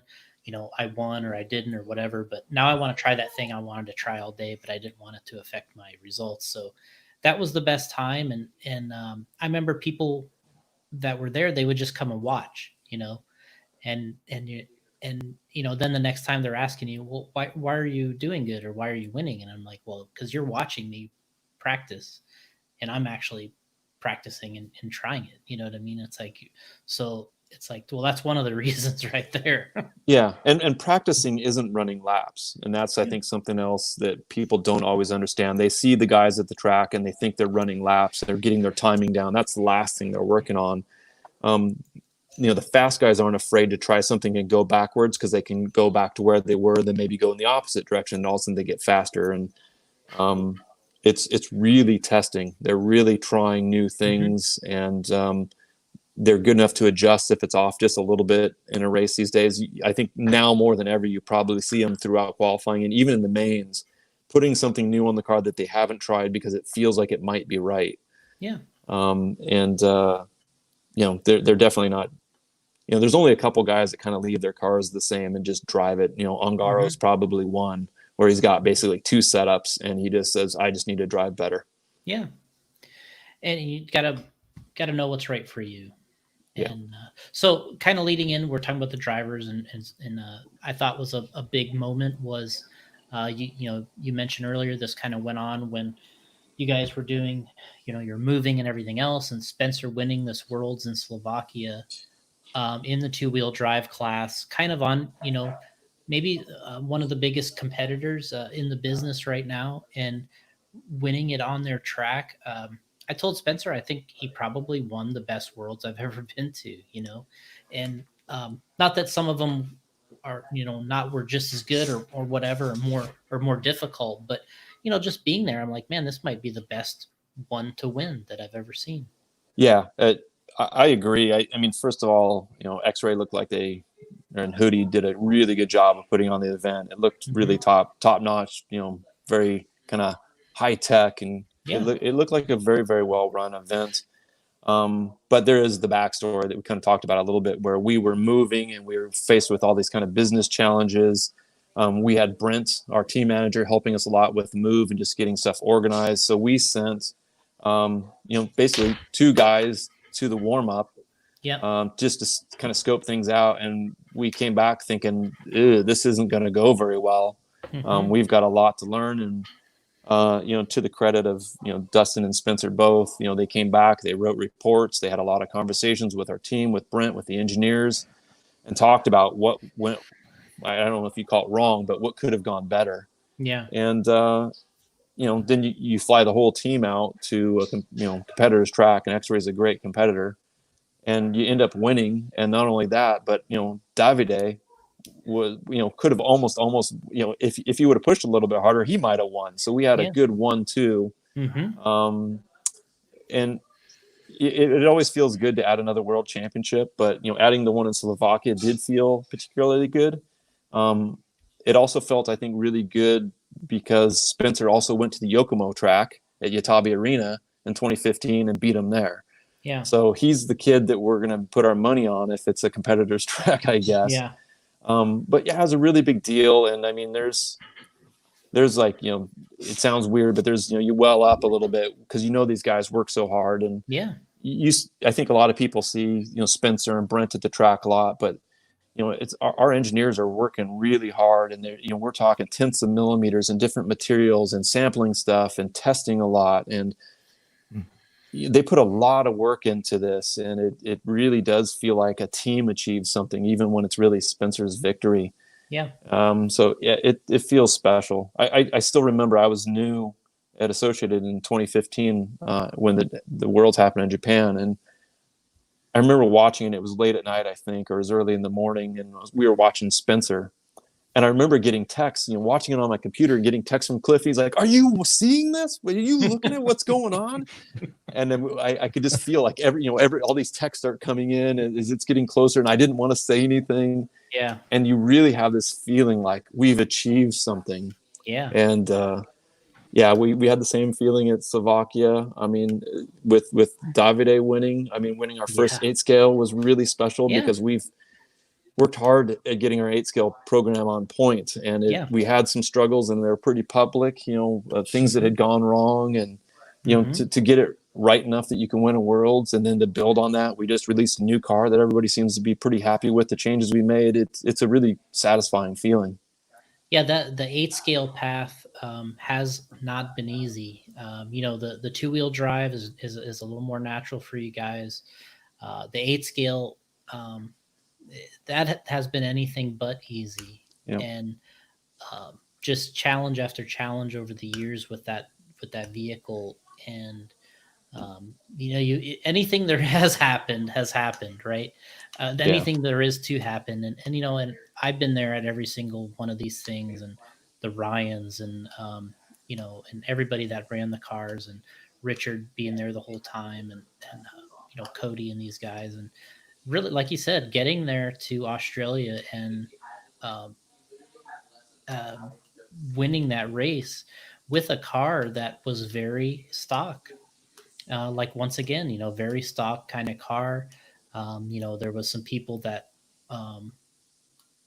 kind of protested him at the end with still thinking that he's using a gyro. And at that point, it was all the way to the point where JQ posted that video of his thumb on the stick, and then it's like, oh, maybe it's human.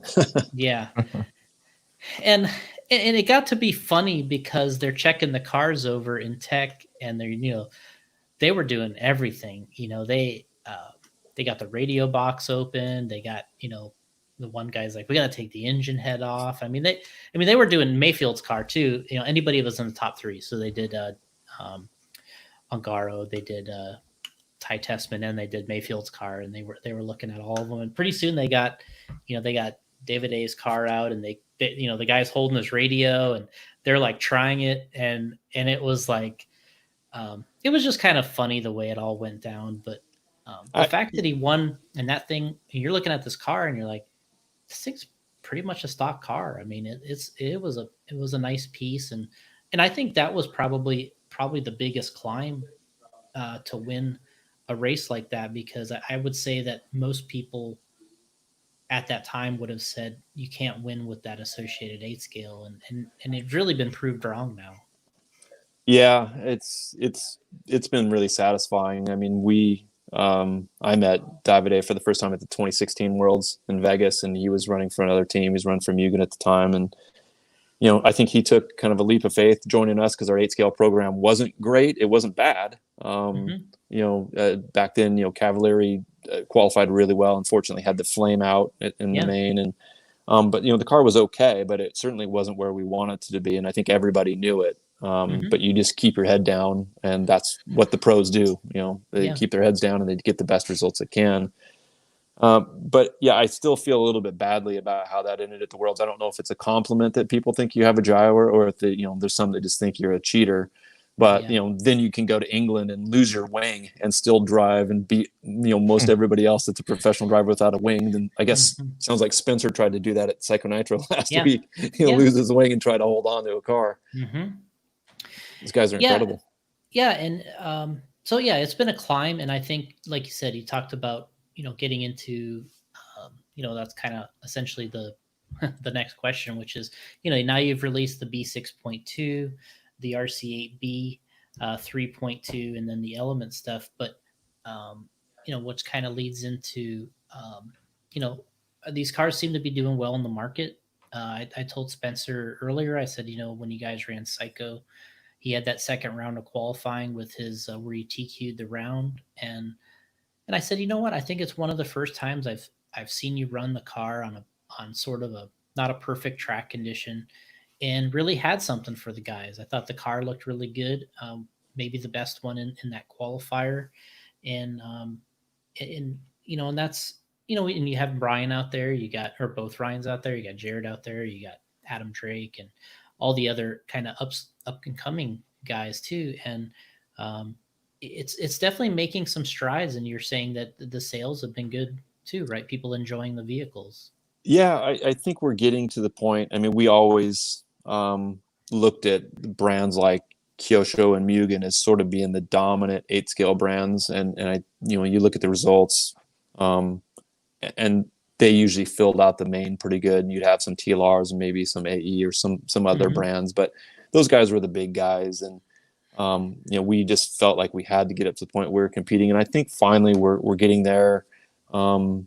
Obviously, like Dan Hissam came in and made some big improvements to the car, and now TJ Eller, one of our engineers, has done a lot of work on the car. And the 8 scale platform has been around for a long time. I think it started probably with like a Kyosho Burns back in the 80s or something like that. They still kind of look the same, so it's really getting into fine tuning and just adjusting things now. And they've done a good job, and it does feel like we've seen the sales of our 8 scale stuff get a little better. And I think there's more confidence in general from the consumers that Associated Car would be the one to pick. They can certainly be fast, and I think we feel like we're a little closer to the level of the big boys where they were all those years. Yeah, I think it's definitely coming along, and it's been nice to see. You got, and then now you got the B6.2. Obviously, that's kind of the flagship vehicle, the 2-wheel buggy. That's the one that you kind of got to get right, and that thing's been right.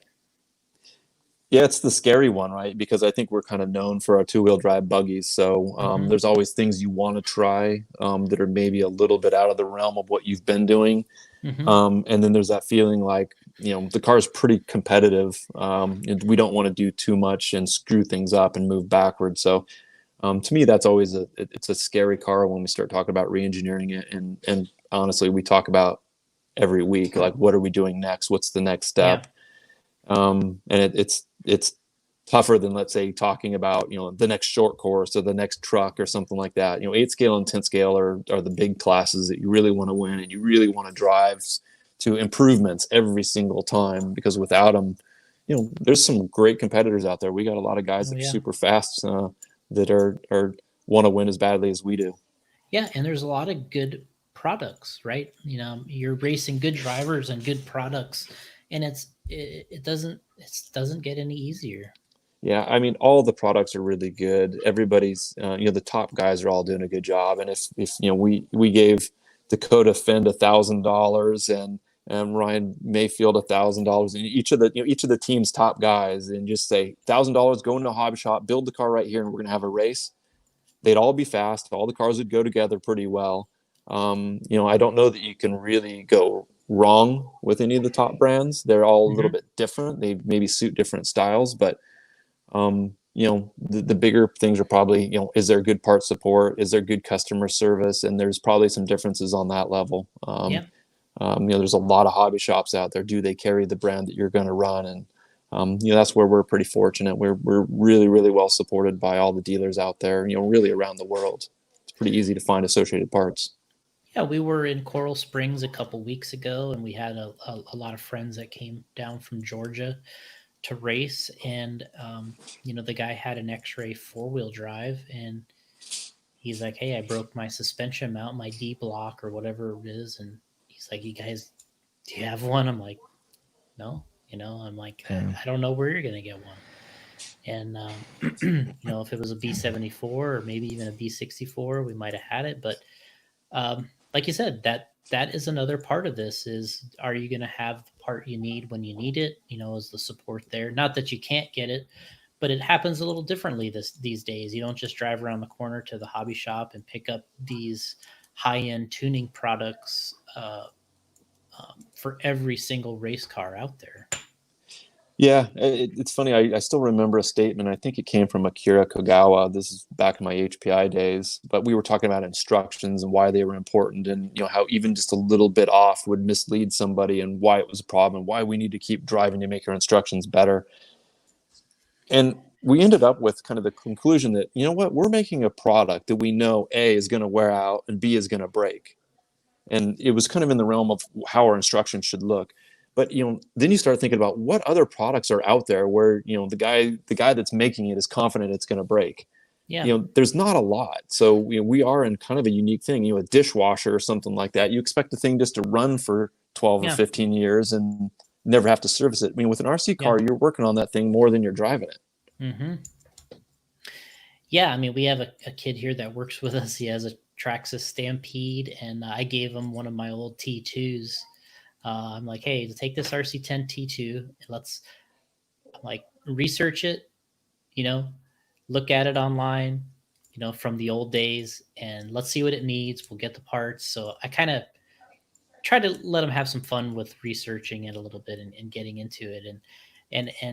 But it is what I've noticed about it is he takes these things back and he runs them and he has fun with it. He kind of tells me how it goes, and but there's always something to fix. Yep. And it, like kind of going back to what you're saying is, you know, it's like, oh well, I fell off, the dirt road and I fell into the water, and then this happened, and then What? yeah, all this stuff happens to people, right? Like, That well, yeah, sounds like like something I would do. yeah, but Drive off this the is what road, fall in the water. yeah, but this is what happens, right? Like to people that have RC cars is Right. they're not running them in Slovakia at this track at the top level where they're running them anywhere and everywhere. And you learn a lot from these experiences because he's bringing the thing back every other day, and it's like, hey, yeah, this happened, and then you're like, yeah, I could see that happening, and you don't really realize it because I don't really play with a lot of my RC cars. So it's like, unless it's on a track or some kind of built, you know, situation, you're not really driving it. And so when, you're learning about how this kind of really works, and going back to what you're saying is the instructions, and you're ultimately you're building this thing to take it right back apart again all the time. And you got to learn where you're missing screws, and how this affects that. And you look at the car later and you're like, I can see why this was a problem, like Mm-hmm. the something, the rear end's falling off or something's, and you can see what the customer experiences having these vehicles, and how you have to be just as um, you have to really love working on it as much as you like driving it. That's really what it comes down to, because you're ultimately working on it all the time. You are. I mean, we released a drag race car, and I know you've made a lot of bodies for drag race cars, and to me, it's still kind of you're going to drive straight for 132 feet, Yeah. but the cars are quick enough that they're breaking stuff, and the guys are crashing and rolling them over, and you can still break a suspension arm, or you can certainly roach a gearbox, by putting a 2.5 motor in or something like that. So even when you're driving straight for 132 feet, you're still going to break stuff. The tires are still going to wear out. And you're going to need to paint a new body every once in a while, and that's probably almost the simplest form of RC.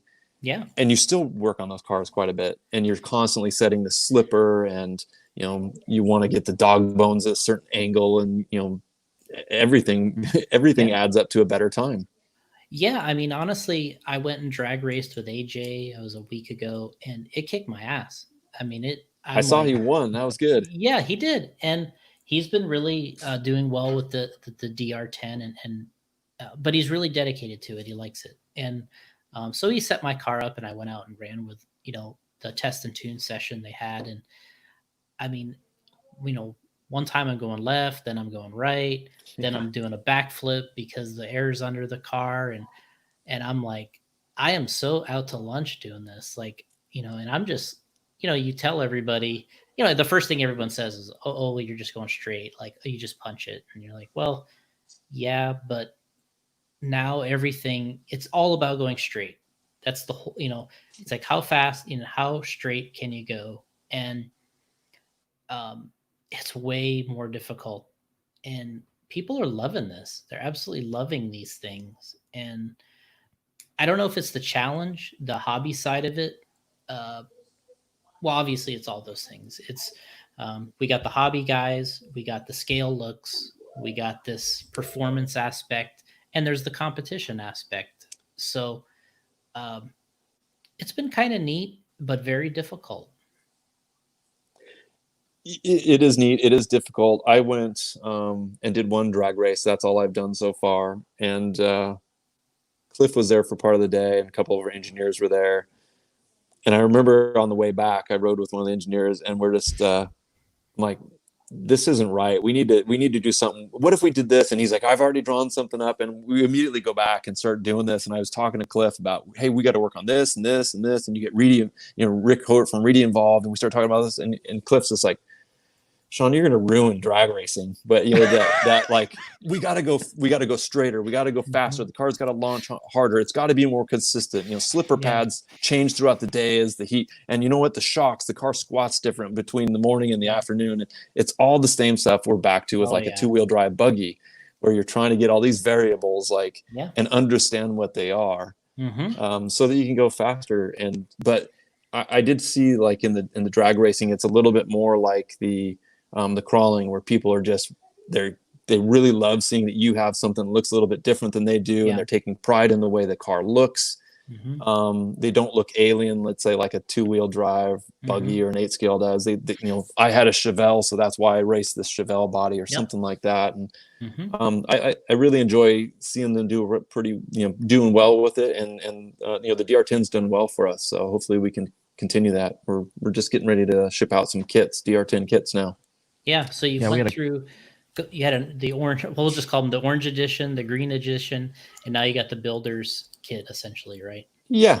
So everybody, and we were kind of thinking that maybe there would be, I don't know, you'd call like kind of a stock class that everybody would run, and we're still hoping that continues. That people can buy a car that's relatively cheap.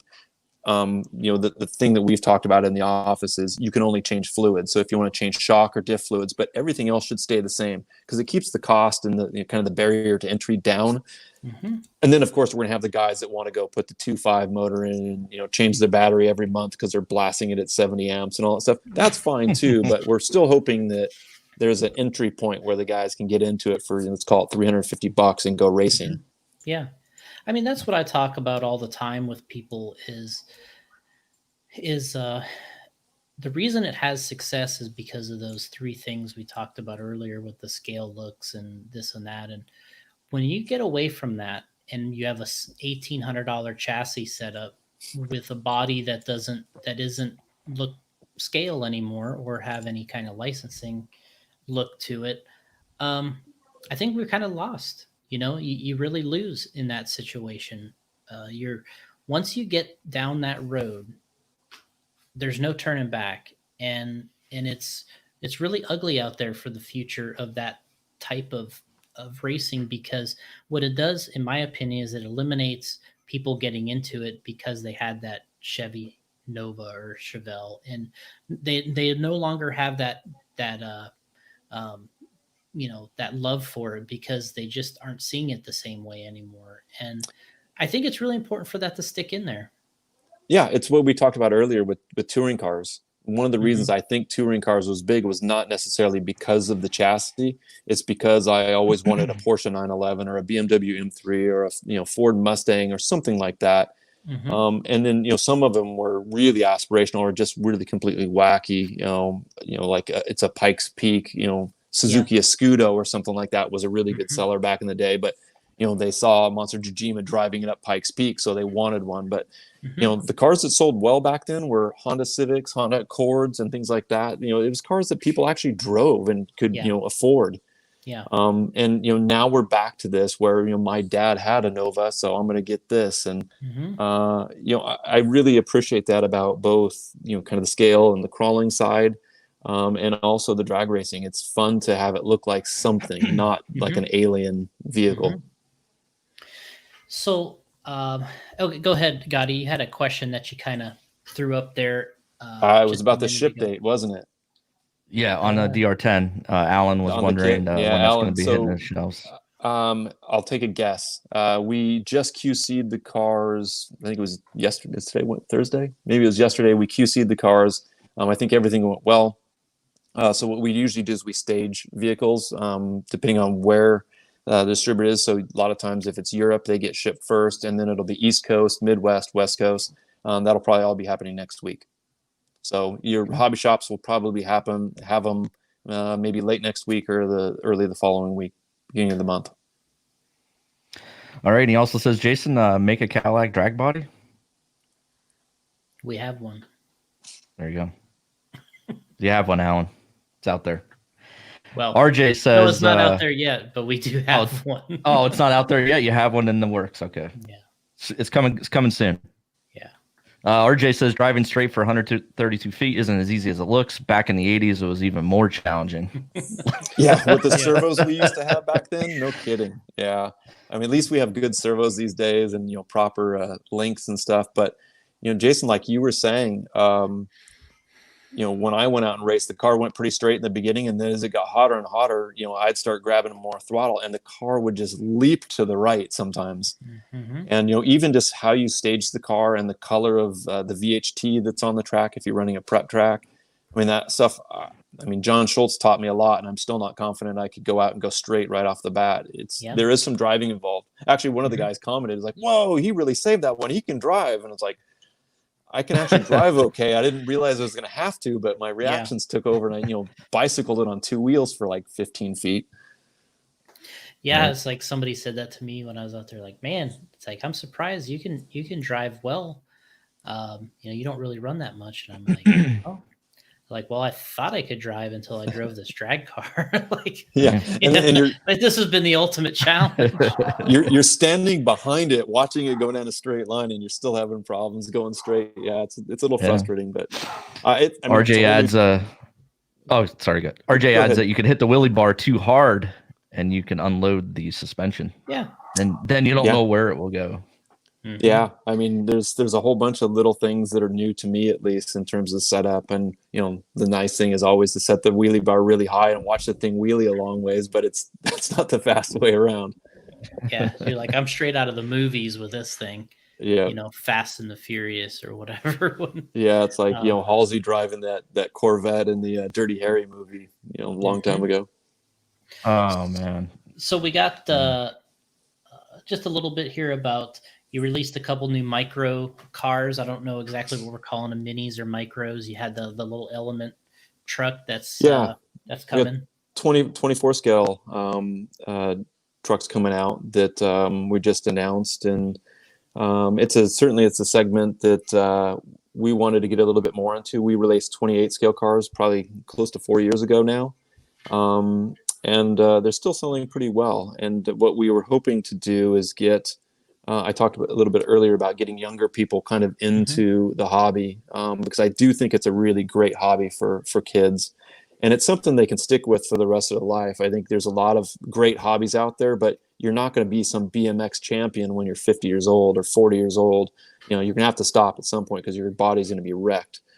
But with RC, we came out with kind of a $55 price point with the 28 scale cars. We came out with this at a $100 price point. And we're really hoping that when somebody goes, maybe a father or somebody goes out to buy an RC car, that they decide to, spend a little bit more and get something for Junior at home, and something they can have, that's something that's not intimidating. You can drive in your house. If you hit yourself in the foot, you're not going to break your ankle. If you hit the baseboard, it's not going to dent it.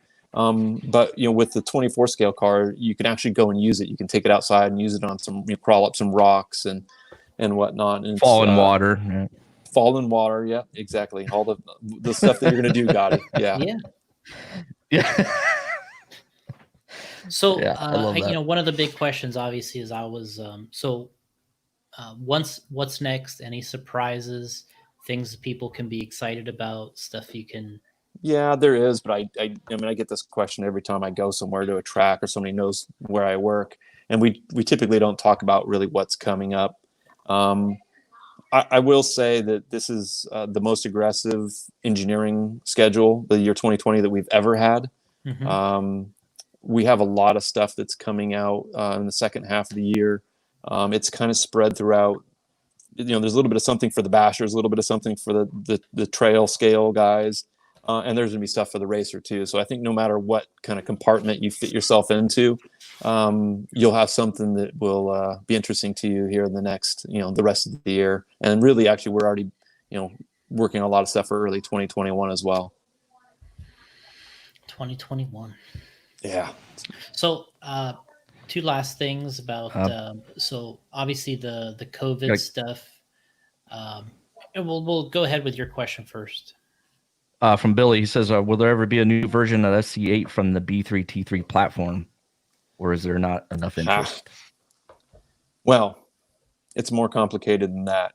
I think most that reminds people me of another question. Go ahead. All right. Keep going. I mean, I think a lot of people that are listening to this podcast pretty much know the industry, and have followed it somewhat more than just playing with the cars themselves. But there were some bankruptcies over the last few years. Hobbyco is probably the most recognizable in the U.S., but there were suppliers that went bankrupt as well. And when a supplier goes bankrupt, in more cases than not, they're in China or Taiwan. And what you end up doing is you end up losing the molds or trying to challenge them in court and getting the molds.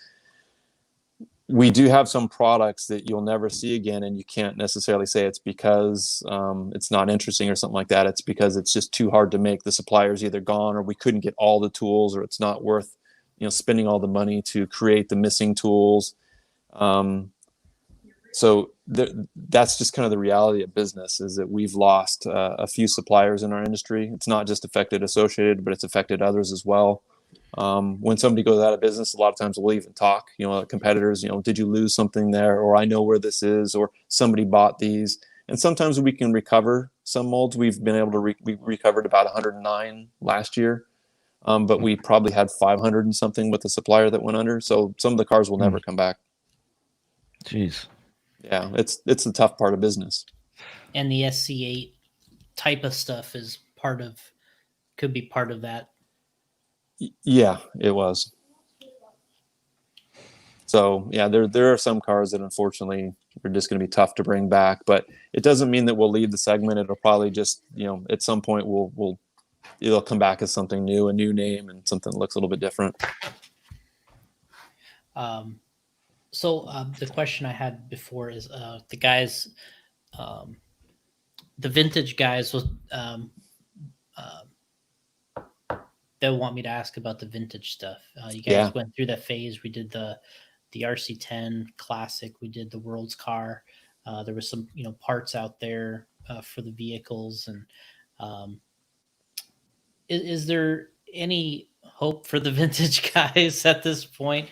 And it seems like you guys are one of the rare people that have sort of embraced that community a little bit and the RC10 in general. And they're always asking me. So I got. Yeah, it's a good question. It's something I get asked all the time too. And again, without knowing the backstory, I think it's really easy for people to say, "Hey, just go shoot some plastic and make a few more kits, even if it's a small run." The RC10 was one of the cars that we lost a lot of the molds because yeah, we'd probably be willing to do another run. We'd have to have a good idea. The original kind of gold pan recreation did really well. Then we had the World's car, the '91 car that did well. I don't know what we do next, but we certainly get requests all the time because there's something that gold pan did to people. I can go to an auto mechanic or something like that and wear my Associated shirt, and they say, "Do you work there? I had an RC10 back in." I mean, I've heard that dozens and dozens and dozens of times from people that aren't even in the industry, Yeah. that still remember it had a gold chassis. So yeah, we talk about it a lot. We talk about it probably more in terms of like, hey, our anniversary, having a 60th or a 75th anniversary or something like that down the road. Doing some cool stuff that would kind of harken back to the good old age of 83, 84. Yeah, I mean, it sounds like a good idea. I mean, when we talked to Curtis on the show, and I was like, I brought up the same exact thing, how every video, every photo we put up, or if and somebody said, I had a gold pan RC10. It's just like, you could copy and paste that every single time and I was asking Curtis, I'm like, how in the hell many of these cars did you guys sell? Like, I mean, with everybody, and I'm like, it has to be one of the best selling cars easily of all time. I mean, if you take all the generations, I'm sure it is. Yeah. I used to race for Associated back in the 80s, so I'd go to the facility quite a bit. And I mean, they used to do all the packaging in-house, and they made a lot of the stuff with dog bones and outdrives and stuff was made. Curtis ran the shop that made that stuff. Mm-hmm. And I mean, they had a warehouse full of people packaging stuff. I mean, your friends, the friends that you and I have, Mark Pavitas used to sit in there and wind motors and saw all of it too. They sold a lot. I've heard that they had, usually we talk about, having a month's, back order or something like that as being really good. They had years worth of back orders where they just couldn't make enough to fill demand. Yeah. I do think it's good. And then they ended up having a whole bunch of versions. So if you include, let's say like a TQ10 or something like that, where it had a graphite chassis, add all those versions together. Yeah. I think the RC10 in general has done really, really well. It's like I was talking to Curtis, and I remember Pete Cooney, who worked there in all those years. I remember he used to tell me, he's like, I used to tell our vendors, it wasn't send them a purchase order for 5,000 parts. I would just tell them, keep making this until I tell you not to. Yeah. He's like, I honestly would tell people, keep making this and just until I tell you not to.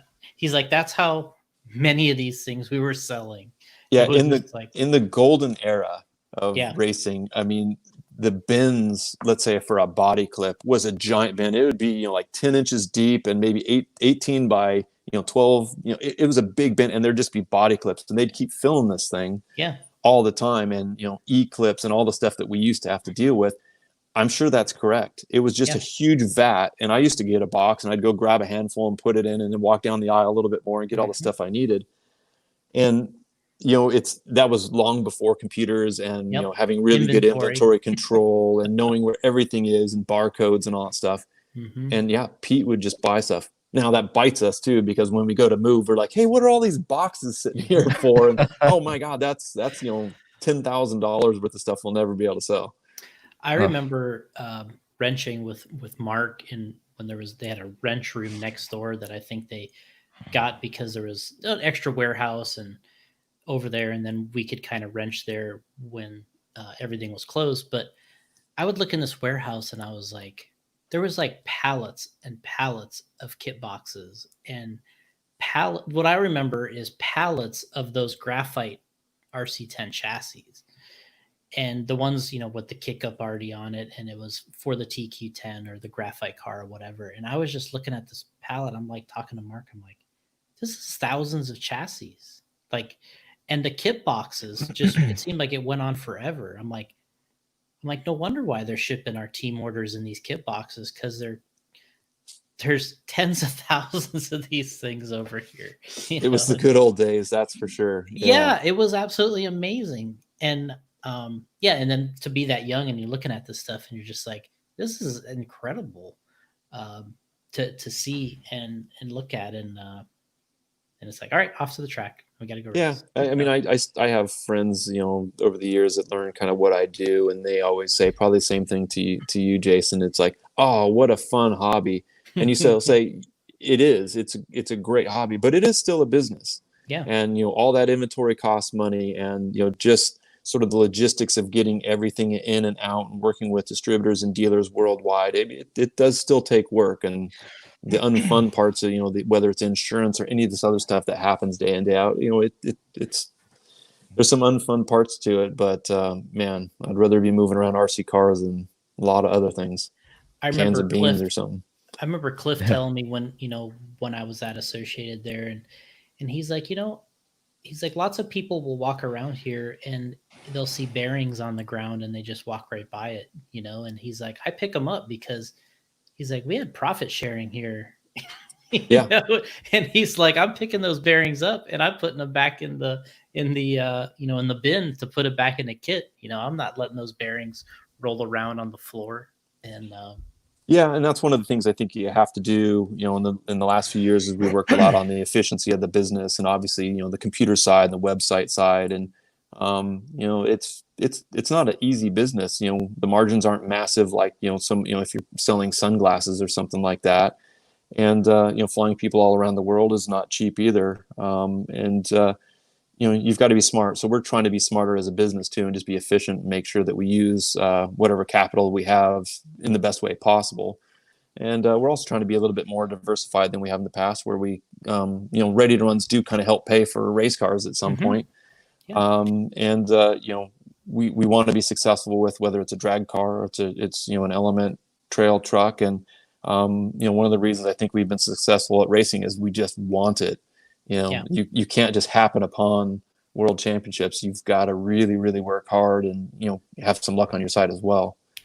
And try to balance everything out, make sure that we're ready for anything, no matter what trend goes up or down.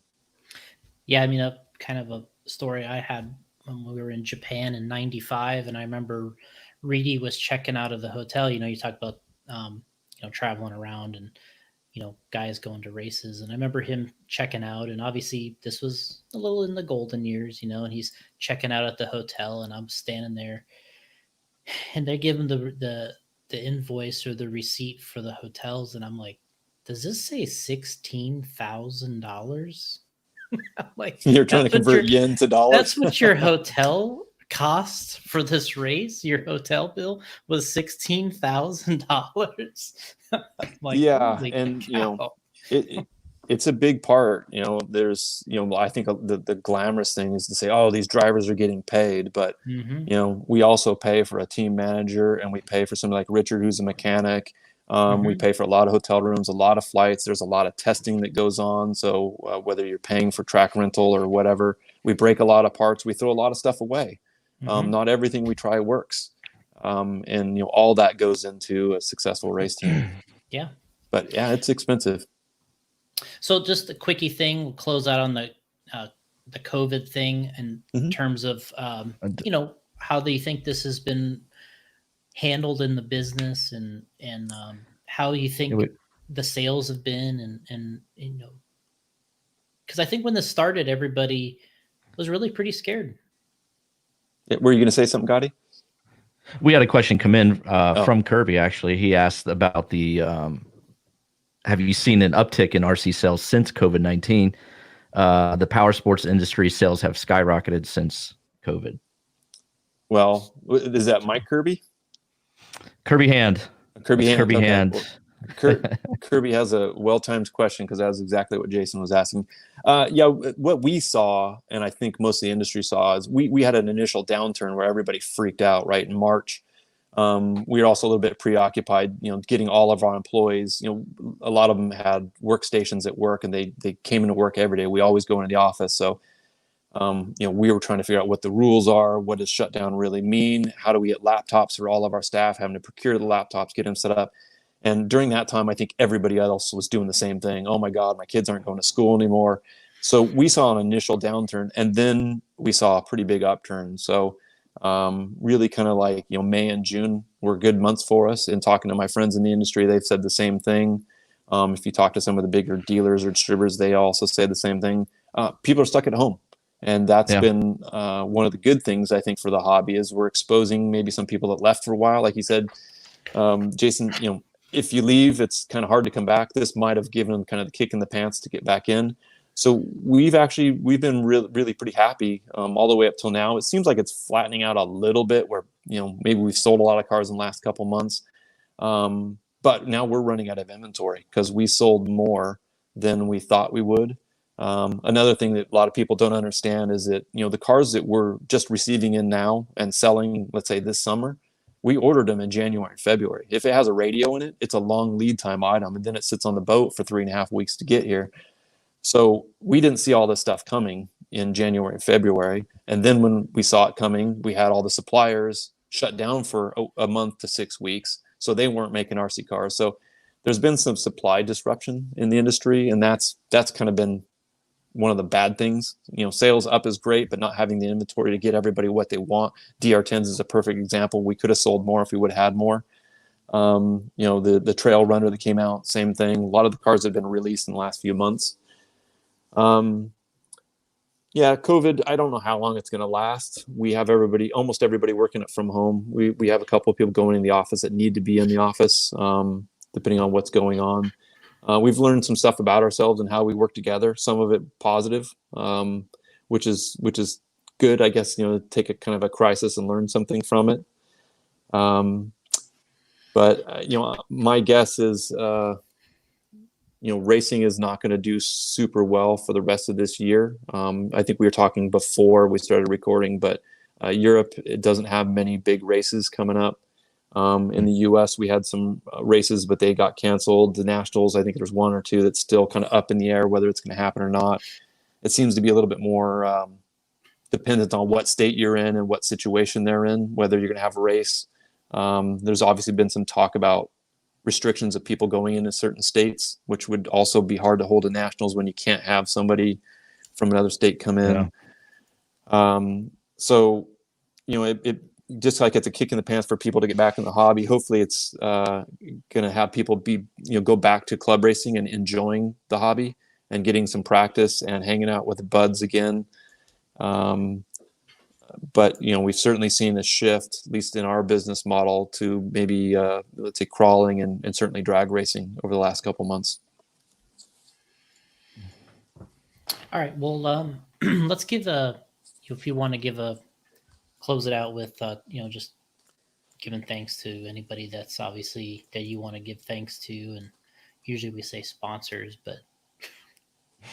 Yeah, I mean, for me, it's certainly not sponsors, but it's the people I think that helped me get started in the industry or kept me going or gave me a lot of advice. Mike Reedy, as I said, was the team manager.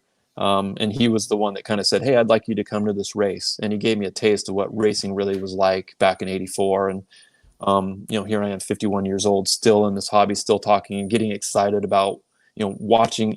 I watch a lot of this stuff, in live RC, right? But I still get excited watching a world championship and holding my breath and saying, "Oh my God, I hope Spencer and Davide don't touch," that type of stuff. And, I've been doing this forever and I still get goosebumps. So, Mike Reedy, Gene Husting, Roger Curtis, Curtis Husting built a lot of custom stuff for me, and I still work with him now. He's been there. I think he started working at Associated when he was 15 or 14, something like that. I don't remember what he said.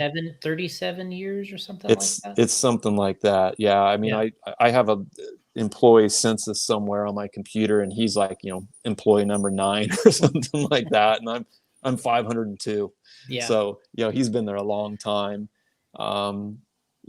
Kent Clausen helped me a ton in racing. He's 10 years older than I am, and he was way faster than I was. And he was the one that, helped me get my cars prepared, helped, I think, get me on the team in a big way. And, he's helped me my whole life in just kind of getting stuff done. So I'd like to thank him. And Cliff got me the job at Associated, and Cliff and I have been good friends since the '80s. Since he joined, I was racing for Associated before he was, but we've been in contact with each other since I think he probably started around '85 or something like that. And we've been in contact for many, many years. And certainly he got me an opportunity to jump back with Associated, and got me to the point where I'm president and get to kind of oversee a lot of the stuff and watch the great teams that he built up over the years. And really, it's everybody at Associated. They're really my second family. I actually, I've written several emails during the COVID time about what we're going to do and when we're going to come back. And I had one employee stop me in the parking lot when I was in one day. And he goes, I just want to say I have a lot of friends that their employers are just driving them to come back to business and get back in the office. And it seems like you care about my health. Thanks. And it's like, yeah, you guys are my friends too. You're not just employees that are numbers. These are people I really, really enjoy hanging out with. And the rare opportunity that I go to a race and room with somebody, it's always been fun. And some of the funniest videos on my phone and stuff are Cody Newmandahl or something like that making fun of Brent Tilke when we're releasing the B6. And I kind of cherish those moments. They're super funny. But really, everybody that likes the hobby, even if you don't buy our stuff, if you're buying our competitor stuff and you're involved in the hobby and you're keeping it going, I appreciate it. Like I said, I've worked with almost a good deal of the people in the industry. They're all really good people. And, if you support your tracks and support other RC companies, then I'm good with it. If you're in the hobby, then it's kind of my challenge to make something, or, our team to make something that you desire to buy next. And, that's a lot of fun. I guess, are we back? Thanks to you guys. There's not a lot of people after Gene. Gene Husting used to document everything and talk to everybody and made the videos you talked about, the golden era. Yeah. Awesome. But beyond that, I think, Jason, it seems like you've taken up the mantle, and you go to a lot of tracks. And Gotti, what did you say this episode was? What number? 216. 216. So, I mean, you've got hundreds of interviews of a lot of people that have worked in industry out there that you can always go back and listen to, and kind of learn where we were in 2000 or in years past. And I think that's important, because these like the gold pan chassis cars, I mean, there's gonna be something that happens now that people will look back on 20 years in the future and say, I remember that. Yep, Mm-hmm. that was cool. That's what got me into RC. Mm-hmm. Yeah. Well, yeah, I definitely appreciate it. Appreciate you, and obviously all the support over the years. And I still enjoy it. Still like talking about it. And thanks again for joining us. Yeah, I appreciate it. Thanks for having me. Yeah. Actually, I got a couple more questions. Well, actually, Go ahead. Live RC, Brandon Rohde. There's a question for guy. you. Did you ever get stuck storing a real car in your garage for someone when you worked at HPI? We had to get that in there. I didn't even know he knew that. Yeah, at the time, that's a good story. So I was at HPI, and the owner, Tatsuro Watanabe, I think I told you, we did pretty well with some of our products, and it gave us some cash to invest in into new chassis, but it also gave the owner some money to invest in full-scale cars. And he bought a Ferrari Enzo. It was Jesse James's old Ferrari Enzo. Wow. Relatively expensive car, right? And he kept it in the building in our warehouse. And we were going to have some construction done, and he was nervous about the construction guys being around this $1.3 million car. And he was out of town. Tatsuro lived part-time in Japan. He lived in Hawaii. And I just said, you know what? You can park it in my garage. It's no problem. I'll take it home and park it. So I ended up with his Enzo sitting in my garage, sitting alongside I had a full-scale M3 race car with HPI all over it. So yeah, for about 6 or 7 weeks, my garage looked bitchin'. I had to call my insurance company. I called my insurance company and said, hey, listen, I'm going to park a car that's like worth $1.3 million, and it's worth more than my house. Are you guys okay with that? And they said, yeah, it's fine. Oh, wow. Yeah, I guess you would. I would have never thought of calling them and asking, but yeah, that's, dang. I would have been taking photos, and I've got some. You didn't have to. You didn't have the keys to the it? cool part was no, he let me drive it all the way here, and then I think Oh, it was wow. the day after I parked it, his wife called me and said, "Hey Shawn, Tatsuo and I were talking. If you want to drive it around a little bit, go for it. But Tatsuo has one request. Can you please just leave traction control on?" And I said, "Okay, yeah." Yeah. You're Yeah, you like, don't want to throw that. you're like, what car? Yeah. Yeah. You don't want to throw that into the water. So. Yeah, And then you're thinking, I actually broke it when I was taken back. It had a wing that would go up automatically at like 60 miles per hour or whatever. And I Yeah. remember pulling off the freeway and the wing stayed up. And I thought, that's weird. So I told Tatsuro, I said, I don't know, for some reason the wing won't go back down. And it suddenly it started going down later. So I didn't actually break it, but I was worried that I broke something. he gave you the Dang. what movie was it? What'd you do? What'd you do? Yeah, that was Due to my cool. car. So what else we got, Gotti? Yeah. Oh, I wanted to get that one in there for you. So, and it's got some questions for you in here, Jason, so we can hit them up later. But, okay, yeah. When all right, Shawn, that was great. I appreciate it. That was awesome. Yeah, no problem. Good Thanks, stuff. guys. That was fun. Yeah. Yep. Appreciate Feel it. free to hang up, I guess, right? You just I'll hit leave and then you guys can make fun of me. How about that? that's the best You part. can check it later on when we post it on LiveTube. Make sure we didn't trash talk you. Yeah, you're good at editing, so Yeah, that's the best part. yeah. All right, Yeah, I gentlemen. appreciate it again, Shawn. That was awesome, man. Yeah, Look forward to thanks a having lot. you again sometime. All right, take care. See ya. So, Bye. all right. That was good. Shawn Ireland, everybody. Some good stuff there. Yeah, I think. Well, I hope what people kind of take out of that is just how much he's been involved in RC. I think some people sometimes they don't realize, these are life kind of jobs, right? Like people get into this stuff, and he's talking about being 15, 16, and now you're 51, and you've never really done anything else other than be in that business. So pretty crazy. Yeah, you quickly realize it's a job when you get a job in that industry. You know what I mean? You're like, I was 20 some years old working at Trinity, and when I started, you think, well, this is cake, this is nice. This is what I've always wanted to do. And you get in there and realize it's just like a regular job. I mean, it's 9 to 5, but you have a responsibility, right? You have a responsibility. You got to kick some ass or you're out the door. So get me the numbers, Gotti. Gotti, do something today, please. I'm trying to run a business here. That's what he'd always say to me. Okay, I'll get something. Uncle Ernie. You guys were talking about drag cars earlier, and we had a question here from Will Britton. I gotta find that. Papa Wheelie. Will Britton.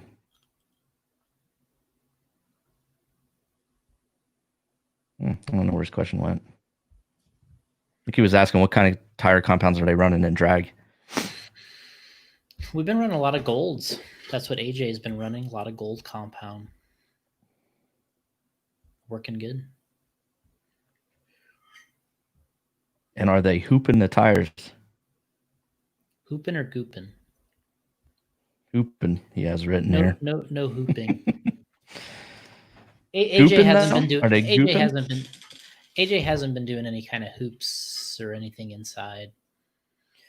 He's been running pretty traditional. I don't even think he's doing the foams. The races he's done well at, it's been a pretty traditional setup and mount, which I thought has been kind of neat. Okay. I missed this one for Shawn, but gas 1/10 two-wheel drive truck class again. I would love to see the T6 GT. We get that. I mean, people talk about it a lot. Just did a video on YouTube about one of my favorite products of all time. This is that RC10 GT, and we did a video on it. And yeah, we also had Jared Tebow kind of do a guest spot at the end about the truck, and what we thought it would take for that class to come back. So maybe check out that YouTube video. It's on the J Concepts page. My favorite RC cars of all time. That's GT's one of them. But we talk about that in there and what it would take to bring it back. You guys were talking about We Richard have a video. Saxon We have earlier. a video. We got a video to reference. It's like we're pros, man. Like Yeah. this is like Question asked, and is you have a pro- video. this is like pro. This is like pro level stuff. Oh, damn. You guys were talking about Richard Saxton Mhm. earlier. Spencer Rifkin dropped in and said, "Saxton, baby." Yeah. This is, we just made a video. We have a video to reference this. We just made a video about PMB, and there's a part of it where we're talking to Richard, or I am talking to Richard in the video. You don't see me in the video, but you can hear me. And he's prepping Spencer's car, and he's kind of talking about what he's doing and kind of getting ahead of the curve is essentially what his little spot is about. Is before the second round of qualifying, he essentially started working on the car and getting ready for the mains. He's like, I'm doing the bearings now. I'm doing this now because I don't have to do it then tomorrow. He's like, I'm going to get this stuff done now, and that's going to cut my workload in half before tomorrow. And yeah, he did it. He's that's a good part of the video. So we just put that up on the PMB video, and you can see many spots. He's got the whole car apart, and it really is using your time wisely. A lot of it comes down to using your time wisely, and getting some of these difficult things done ahead of time. So when the time comes. Will Britton's correcting a Goopin. Yeah, but you did write Hoopin, well, and if you want me to say it correctly, Will, you gotta type it correctly. That's right. That's right. But because you can be hooping, you can be hooping too, because guys will put things inside the tire like a hoop. There you go. That's kind of like a thing. So, but you Will didn't even know that. So gooping, if you're no prep racing, you're not supposed to put any tire traction on. Like the two events I went to, there's no prep, and that means the track is not prepped. I'm sorry, one of the events the track was prepped, but the other one, the track wasn't prepped, and your tires are not supposed to be prepped. So nobody was in the pits. Thought it was cool. So you never heard of hooping? Now you know, Will. Mm-hmm. Hooping. Get to hooping. Will also says the Hobbyplex would be awesome for gas truck. He's right. Hobbyplex Raceway. They have a podcast out there. Check those guys out. Will does a podcast with Alex Sturgeon. I believe they do it every week. Yeah, they've been doing well with it. Yeah. So gas truck at Hobbyplex. It would be great there. That'd be one of the good tracks to run gas truck at. The king. I like this guy's profile pic. Oh, we've got Billy's? Yeah, look at that. Yeah. I'm not. Looks like a hard rock and roller there. Yeah, it looks like, to me, it's heavy metal. Yeah. I watched this. I was telling you before, I watched this on YouTube. There's this guy named Rick Beato. And that breaks down the music. Yeah. Rick Beato. Is that the one that was on YouTube? Yeah. And so awesome. He's got this thing called What Makes This Song Great. And he breaks down these songs about that what makes them great. And it's unbelievable what he's able to pick up on in these songs and show you how it sounds. He can isolate. I guess he's got all the tracks for these different songs, and he can isolate all the different instruments and tell you what's going on and why it's, you might have liked the song, but he's telling you exactly why it all, what it sounds like. And he's like, yeah, check out this vocal, he'll isolate just the vocals, and he'll show you the vocals, and he'll say, hey, this was pre, he talks about how in the year like 2000 they got a thing called Pro Tools, where essentially you could manipulate all your music on Pro Tools, and he's like, this was before Pro Tools. He's like, if you're listening to something from the 70s, 80s, 90s, this is like a performance. He's like, listen to the singing, and he'll isolate just the singing, and he's like, he said it's unbelievable the stuff that you're listening to and how good these people really are or at music. Yeah, I gave him a sub. It's pretty good. He was breaking down some Aussie music. Mm-hmm. RJ says bag your no prep tires with Paragon. I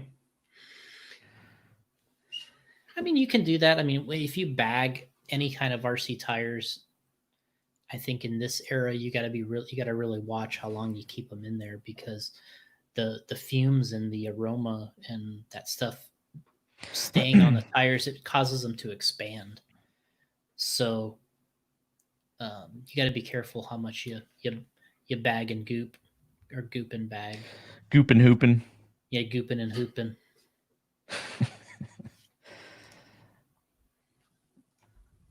Will says wintergreen Paragon. Uh-oh. It's any kind of tire traction is just music to Will's ears. He just, it's like, what is the Home Improvement guy? What the hell is his name? Tim the Toolman? Yeah. Tim, what is... That's Will when you mention tire traction. He's like...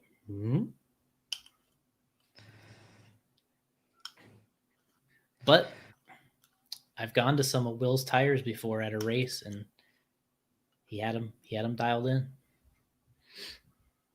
He's got tires pretty dialed. Yeah, he's a man. That's why we signed him on Team Rip. He's hooping and gooping before. He's hooping and gooping and repping Rip. So, all right, Jason, you just got back from PNB. Yeah. You want to just cover that real quick for us before we head on out? Yeah, 3-day race, and practice is 24 hours. Mm-hmm. So that started, we talked about with Shawn, where it started Friday morning. Spencer started at 6 a.m. And a lot of guys were, I don't think Spencer did this, but I know Dakota Dakota did sort of the opposite schedule. He started later, but practiced later. So at PNB, you can start practice at 6 a.m. and qualifying starts 6 a.m. on Saturday morning. So you can practice all of Friday, all the way up till, you can practice for 24 hours. Wow. All the way up until qualifying starts. So there's people that do that. There's people that get their practice in and then they leave because they're like, I'd rather have sleep than all this additional practice. So there's people that do that too. So anyway, at the end of the day, Dakota won 2 classes. He won Truggy and he won E-Buggy. And Jared Tebow won Nitro Buggy. I'd say of all the mains, I thought the E-Buggy main was going to be complete chaos and a total disaster, because it was a single 10-minute main. And I don't know if you were, we talked about it a little bit in the chat, Gotti, how they had the Joker lane. Remember, yeah, they had 3 of them. One Joker lane, but you could do it 3 times in a 30-minute race. So that was sort of the flashing lights that were driving me crazy. Yeah, you were seeing the flashing lights, but that was the Joker lane. Okay. And what they did so that was set up there on purpose like that? Yeah, that was set up on purpose. Gotcha. Okay. Because I was like, man, that's got to be distracting. When I was up there and the guys were driving, it didn't really bother me. But okay. But I could see when, like, how you were watching it. Yeah, that's all you would see, and I'm like, oh my god. Yeah, like it would be distracting. Yeah. But, okay. Well. In the E-Buggy main, you could do the Joker lane 1 time, because it was 10 minutes. 30-minute main, like the Nitro Buggy or Truggy, you could do the Joker lane 3 times. So really what it does is it kind of, I'm not going to say it,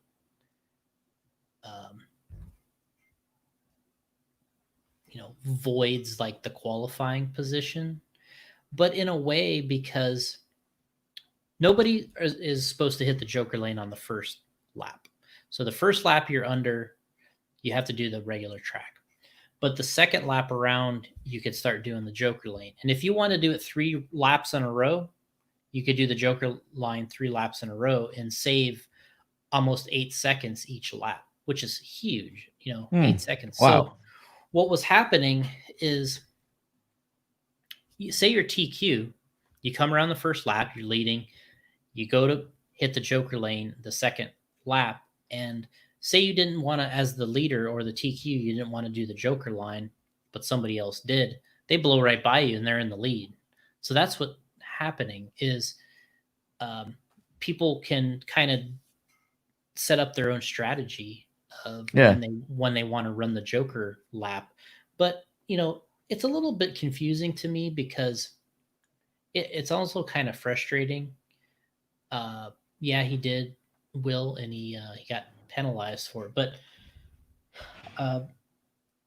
I don't like the Joker lap thing. I think it's too much of a gimmick because there was too much chaos.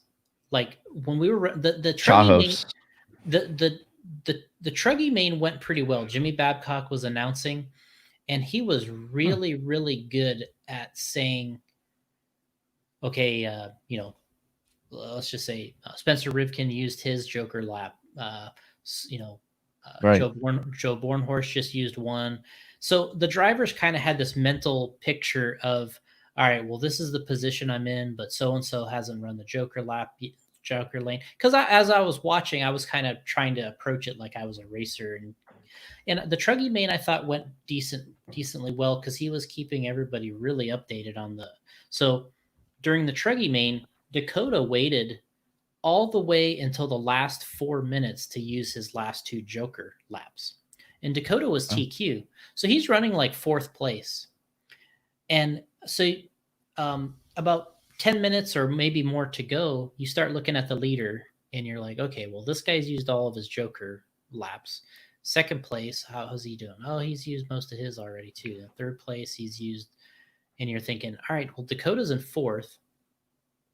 Where's he at? And then you'd hear Jimmy was like, Dakota's only used 1 Joker lap.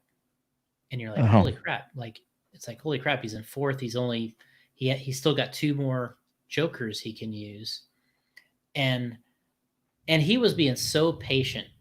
He was just pushing the crap out of the truck, running as fast as he could, trying to catch everybody, and just being so patient to use these Joker lanes. And I'm thinking, is he ever going to use these things? Like, it was just going on forever. Like, I mean, he had so much patience. And finally, with like 3 minutes to go, he hits the Joker lane. Boom, he's in the lead. And so, because you gained 8 seconds essentially. So he uses 1 Joker lap. Boom, he's in the lead with like under 3 minutes to go. So this whole 30-minute main, Dakota's like kind of in the mid pack. Like he's running fast, but he hasn't used all of his Joker laps. So you kind of had to, as a racer, you kind of had to figure that into your equation as how you were doing. And I could see it being kind of confusing as a driver because you're thinking, all right, well, I'm in the lead. I've used all my Joker laps. And then you're thinking, all right, well, who hasn't used theirs? And am I really doing as well as I think I am? Or is this guy just going to pass me? And that's exactly what happened is Dakota had 2 more to go. He saved them all the way until the end. And the only reason he was able to do this is because he was hauling ass. Mm-hmm. So he saved these 2 Joker laps till the last 3 or 4 minutes, and boom, he's in the lead. And then he uses his next one. He's boom. Now he's got a huge gap. Like all of a sudden he's like 8 seconds in the lead. So he went from 4th to 8 seconds up on 2nd place because he had these Joker laps. And it's like, it happens in just, it happened in 2 laps right at the end. And so it's really hard to manage. Jimmy Babcock did a good job of keeping track of the truggy one. The buggy one, the announcer, his name was I like him. I actually like his voice and his technique better than Jimmy. But Jimmy, I think, being really experienced, he was kind of given that update. But I think it was Shawn. They call him Sexy Leg, but he wasn't doing as many updates in the buggy main. I was so lost in the buggy main. Oh, you didn't know who? Yeah. Yeah, like, and it's like you're just looking Who around has to go through? and for some reason, buggy is so intense to begin with, and guys are just on the edge. Like, you know, the cars didn't handle the bumps very well, and guys are flipping all over the place, hitting the Joker line, just out of random times. People doing it together and they're crashing, and it was really confusing. And then in the end, Jared Tipo like had the best race. I think he managed the best race. He did good Joker laps. He did a good job with his pits.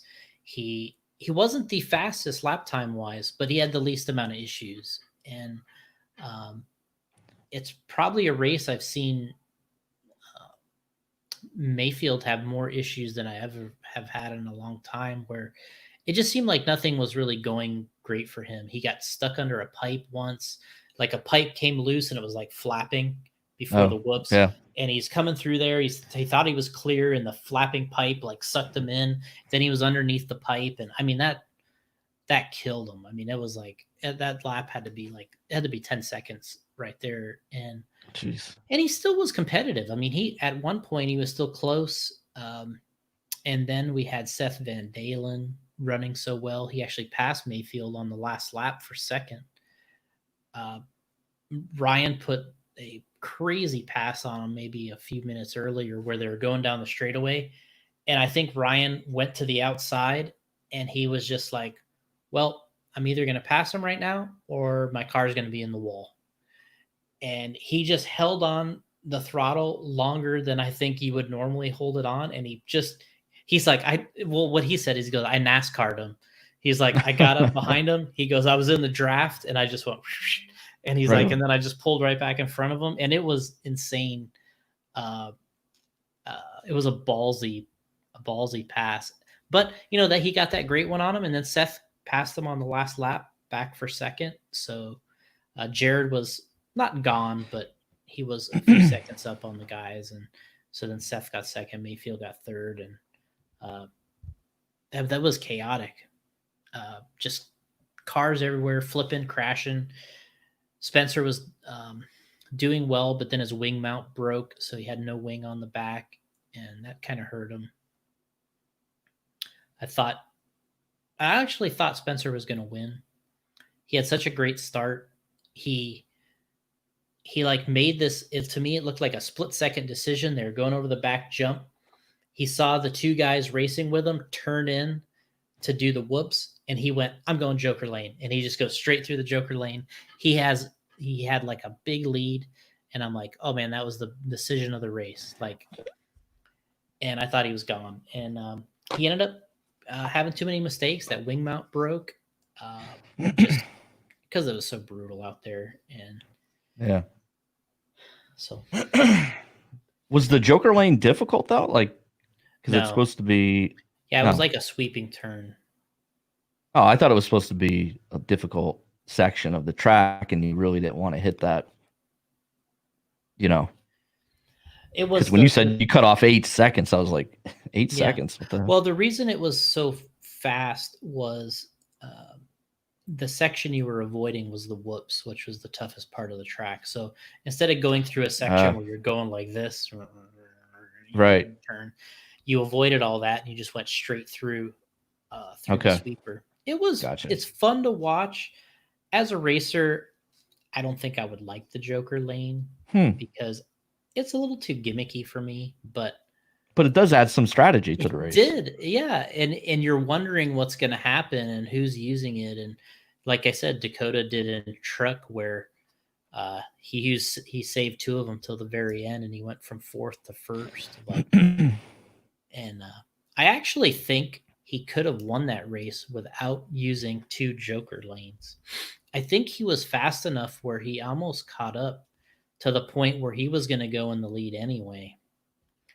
But that would have been really kind of special. But yeah. Isaac says, "How I could see how confusing it could be not knowing who you're battling." Oh yeah, it's totally random. Like one lap you're battling with, Jared Tebow, and then next lap he's gone. He's nowhere near you anymore, and some other guy is by you, and it really is chaotic. And I think it caused the guys to have more crashes because they're concerned, right? You're concerned who's using what and where they are, and but watching people liked it, I think. Yeah. And then e-buggy, I was thinking it was going to be a disaster because 10 minutes, everyone was going to go for it, use their joker lap on the second lap, but Dakota was TQ and he just ran a perfect race. I don't know if maybe he had one crash towards the end when it was kind of locked up, and Spencer drove a very good race too in second. And I thought the e-buggies looked better than the nitro, and I was really surprised by that late in the day. But Dakota ran an awesome race, and it was impressive. He got 2 wins, and Jared won the other race. Will asked earlier, why couldn't you use the joker lane on the first lap?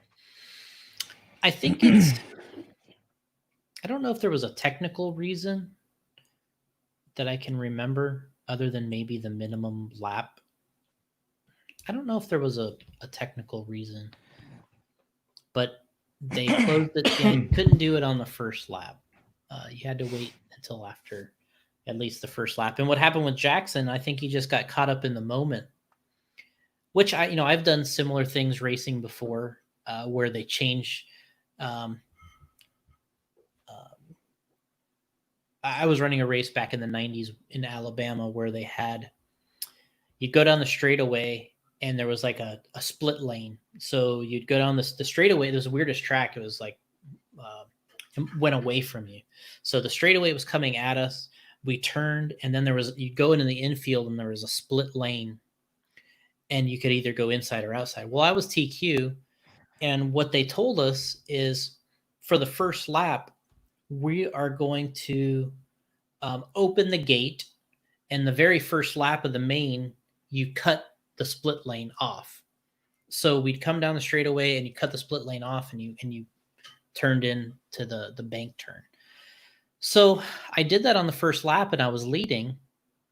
And the second lap, I was so caught up in the race and what I was doing, I didn't turn in again. I went straight right into the board, and I just crushed the front end of my RC10. I stayed out there and I did okay, but I didn't win. But I always think like they had other tracks where this has happened too, where they open and close a section. And that's what the Joker Lane thing kind of reminded me of, what Jackson kind of did. What it reminded me of is where people get, you with 2 options, you just have a fade of what you're supposed to do at that moment. And you're committed so early, right? Especially the race I was in had a long straightaway with just one turn, and you were just so committed.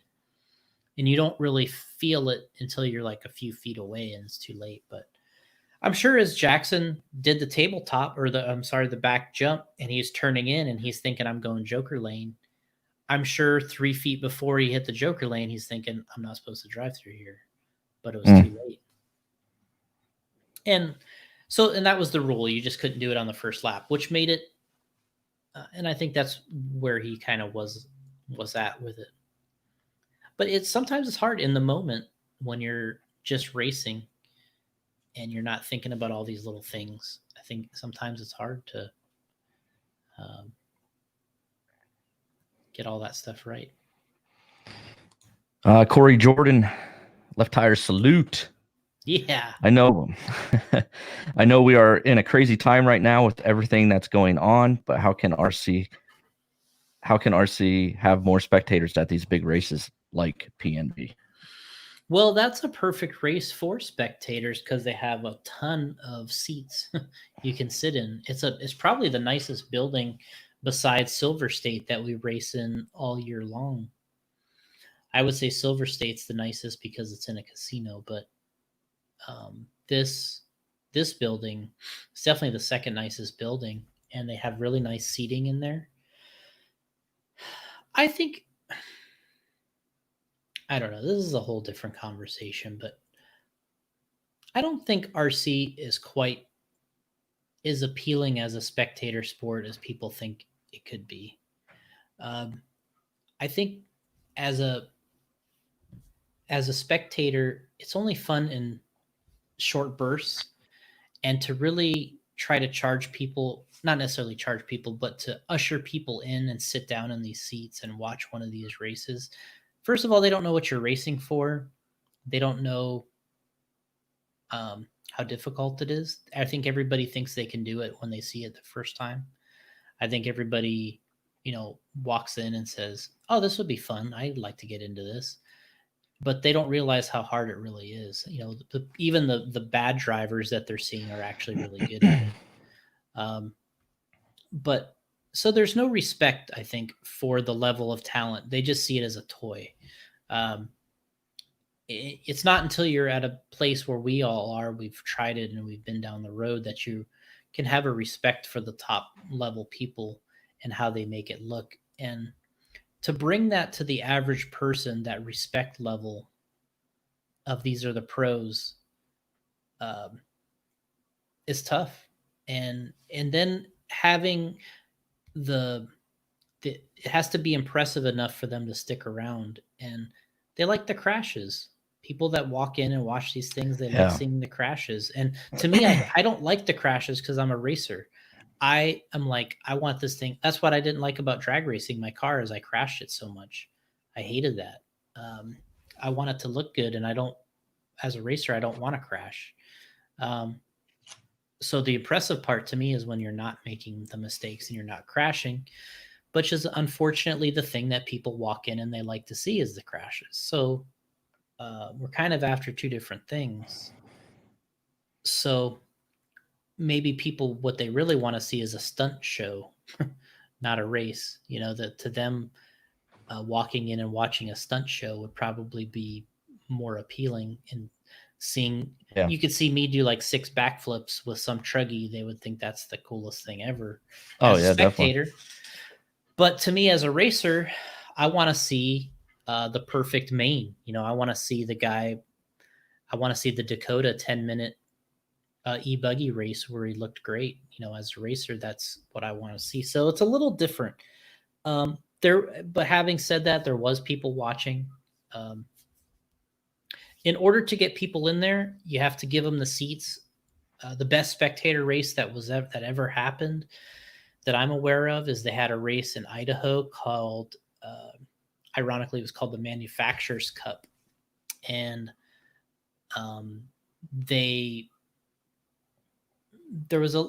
played some games with the people a little bit, in terms of, what did they say? They gave away tickets to the event, but they it's like they said that they had value, like there was a $20 ticket, but they were giving away. There was something fun they did with it to make it seem like, hey, we could be selling these tickets for $20, or I don't know what it was, but anyway, they filled the stands. And there's pictures of this race, of some things online. There's a great one of Mayfield holding his trophy where he won Truggy. And so he won Truggy, and he's holding up this trophy, and the crowd is packed. Like it was amazing. But they had this event 2 years in a row, and they put a lot of effort in it. The guy's name was Matt, and then I know Gary Guest was involved, and somebody else. Gary Guest was the announcer. He played to the crowd. He kind of announced to the crowd, not to the drivers, I believe. And it was super successful, getting people in the seats. They gave it away, of course. And,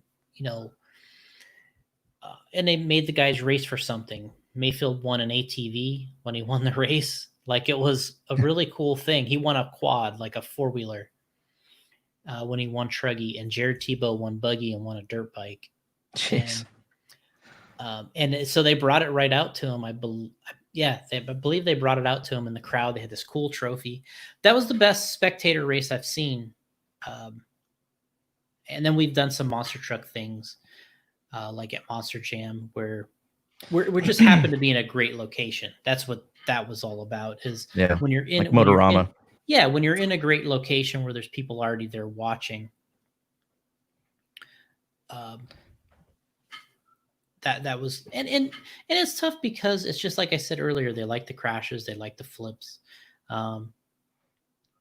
but getting them to go that extra mile to actually buy what you're using. Mm-hmm. What happened? We were losing you a little bit. But.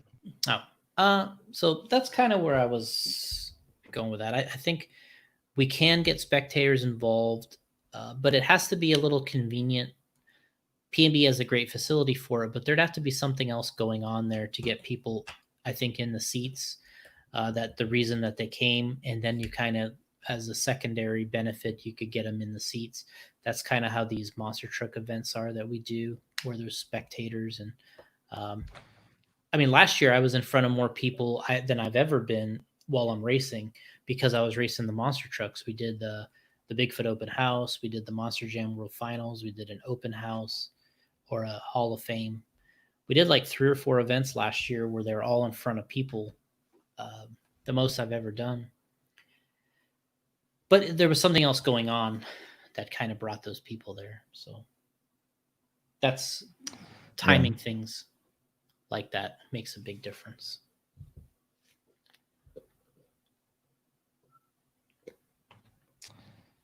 Just a couple more things here. We'll just end this here. Alex changed the track. Okay, this is Will Britton. Sturgeon changed the track one time on my first lap on a new layout. I ran into a pipe where the track used to be. Yeah, that's kind of what I'm talking about. Oh, man. That was something a little more common in the old days, because there were some tracks where they used to build, they'd have an oval, and then they'd build the road course track as part of you'd use like the infield, and then you'd come out on the oval. Well, that's kind of that's how the Savannah track was. And when they would run the mains, they would open the pipe or the board, and you would go all the way around the sweeper, all the way to the backstretch, and then you'd come into the infield. Yep. Well, and then they would close it, and then you'd dip into the infield early. So for the mains, they'd let you go all the way around. And that made it tough, because even though you were qualifying and you were going into the infield and doing the track normal, for that one lap in the mains, when they let you go all the way around and come all the way back, you wanted to go straight again. And it was tough. I know the race they had there, several guys did it. And big name drivers, just, weird deal. Isaac says maybe put them in fire suits to add the element of danger. Or set them on fire. I think it'd be a good idea is like at these races like Motorama or something, where you get these spectators that have no clue what's going on or who's what. Maybe come out, like hand out a little program to these guys that, has Mayfield and Spencer and gives you their racing history and stuff. So you know who these guys are and what they're about. A little backstory, you know what I mean? What the hell race did we do that was like that? I think Motorama would be a good spot for that, because I know sitting there listening to people are all confused on who's who and what's what and why are they qualifying like this. You know what I mean? Like the IFMAR qualifying, people really don't understand any of that. No. But back in the day, Motorama used to just be ready, set, go. And maybe a race like that should do that for the spectators. Just my opinion. But I think it sounds... I know you guys don't like that. I know racers don't like that, but for something like Motorama where you're getting 10,000 plus people on a weekend there visiting, it's a good thing to do. All right, guys, are we finished? Is this 216 over with? Yeah, we've gotten to 3 hours, so we're done. Oh, killing it. It's a late dinner tonight, Jason. I know. I haven't had anything. All right, guys, we appreciate Actually, everybody let me joining check. us. It was an I was actually awesome prepared, but I show. wasn't going to eat. What is I it? got this from Starbucks earlier. I got It's a little kid's meal. Dino Nuggets. no, these are the carrots. This is the Oh. peanut butter sandwich. This was the Thomas Oh. meal. Thomas used to get these when he was working with us. That was his dinner, and I think it might be my dinner tonight. Well, you crack that open on your way home. Well, I was gonna do it earlier, but then I was like, we're doing this thing live, and then we're talking to Shawn Ireland. I just started eating a peanut butter sandwich while we're interviewing Shawn, you know. Chomping down on those carrots. Carrot, Shawn? Shawn would be like, geez, am I boring you over here? Like, man, is this the unprofessionals? Yeah. All right, guys, 216 in the books. Don't forget, tell a friend, like the page, Radio Impound. Head over to YouTube. We also broadcast on YouTube Live. We're going to have all kinds YouTube.com/Radio Impound. Give us a sub there. Sub. We're on Instagram now. Beato, like you did to Rick Beato. Yeah. Give us a sub over there. Head over to Instagram. We just started an Instagram page. People are beating me up over that. Page. You do? Yeah. I like how you made the little clip of what the thing was, and you had that was cool. I thought you did. I do little audio snippets for each episode for you guys, so get you give you something there and make you download the show and listen.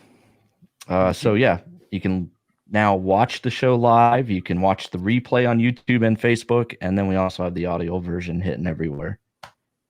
Amazing. So, and we're really doing it. All right. Don't forget to go visit jconcepts.com. Send all your friends over there. If they're using something else, beat the hell out of them and show them the way. Right, Jason? That's right. All right. We will catch you on 217, maybe next week. I know Jason's been busy lining up guests. I do have guests. And we appreciate everybody joining the chat room, getting your questions into us. It's awesome. Mm-hmm. We had people sharing the Facebook post. The only thing I did mention was for the questions to pop up on my screen, everything has to be done on, you have to go to the Radio Impound page and ask the question. Mm-hmm. So if somebody shares the post and you ask a question on that share, it doesn't show up on my screen. So like the Radio Impound page and also hit see first. Make sure you put see first. There's a little 3 dots there. You hit that, see first. That way, anytime we post something, you see it in your newsfeed. Otherwise, it's just random. Paul Wynn says jconcepts.net. Maybe I said .com. I'm sorry. Somebody have .com, huh? They did. Back in jconcepts.net. Go over there. Bug Paul Wynn. I like the .net. Right. Yeah. I used to really hate the .net when we started, but I like the .net now. Remember Dunk.net? Dunk.net. Shaq, yeah. Dunk.net. That was Shaq's website back in the day. Oh, okay. That guy's had more companies and phrases, and I mean, he's all over the map. It's got to be tough to work with him on all that stuff. Head over to, Twism. This world is mine. Yeah, that was Corey Jordan says, hey. While you're over there trying to sub to Radio Impound, why don't you go over to his YouTube channel, EKG 24,000.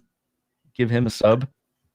Corey Jordan, good friend of ours, and he's posting videos of him ripping around in his 8-scalers. The creator of the left tire salute, right? That's right. Corey Jordan, the creator, left tire salute. So if you start hashtagging left tire salute, you know where it came from. Absolutely. So if you're just like setting your car up in the pits and you're doing a video, and you go, left tire salute. Well, there you go. Pay some respects to Corey. Left tire salute. Isaac says nothing but .net. Good idea. I wonder who took that domain early. Probably like Tom Brady or something. And now everybody wants shout outs here. Billy has a website or a YouTube channel. I'm sorry. I can't even. It's youtube.com/channel/ Just check out the. just Can yeah. I do it? youtube.com/channel/UCFCADMYKS1XJY. Is that an L? RZ0PGDQOW. Question mark view underscore as equals subscriber. There you go for people in the audio version of the podcast. Write that down and go over there and give Billy a sub. If you can find it. Billy, what's that channel all about? Music, I'm sure. The bass. But the bass guitar. He probably went right to Rick Beato. All right, guys. 216 in the books. We'll catch you next week. Stay safe out there, everyone. Don't wreck your car and have it fall into water. I love that one. Watch out for parked cars. That's the park cars and don't fall in water. Yep, that's All right, Scott guys. Hughes' watch out for parked cars. Okay, good advice. I hit 5 parked cars in my day. I was in 5 accidents, and every one of them was parked. Okay. Backed into all of them. There you go. Wasn't my fault though. Anyway, catch you guys later. Stay safe, everyone. We'll see you.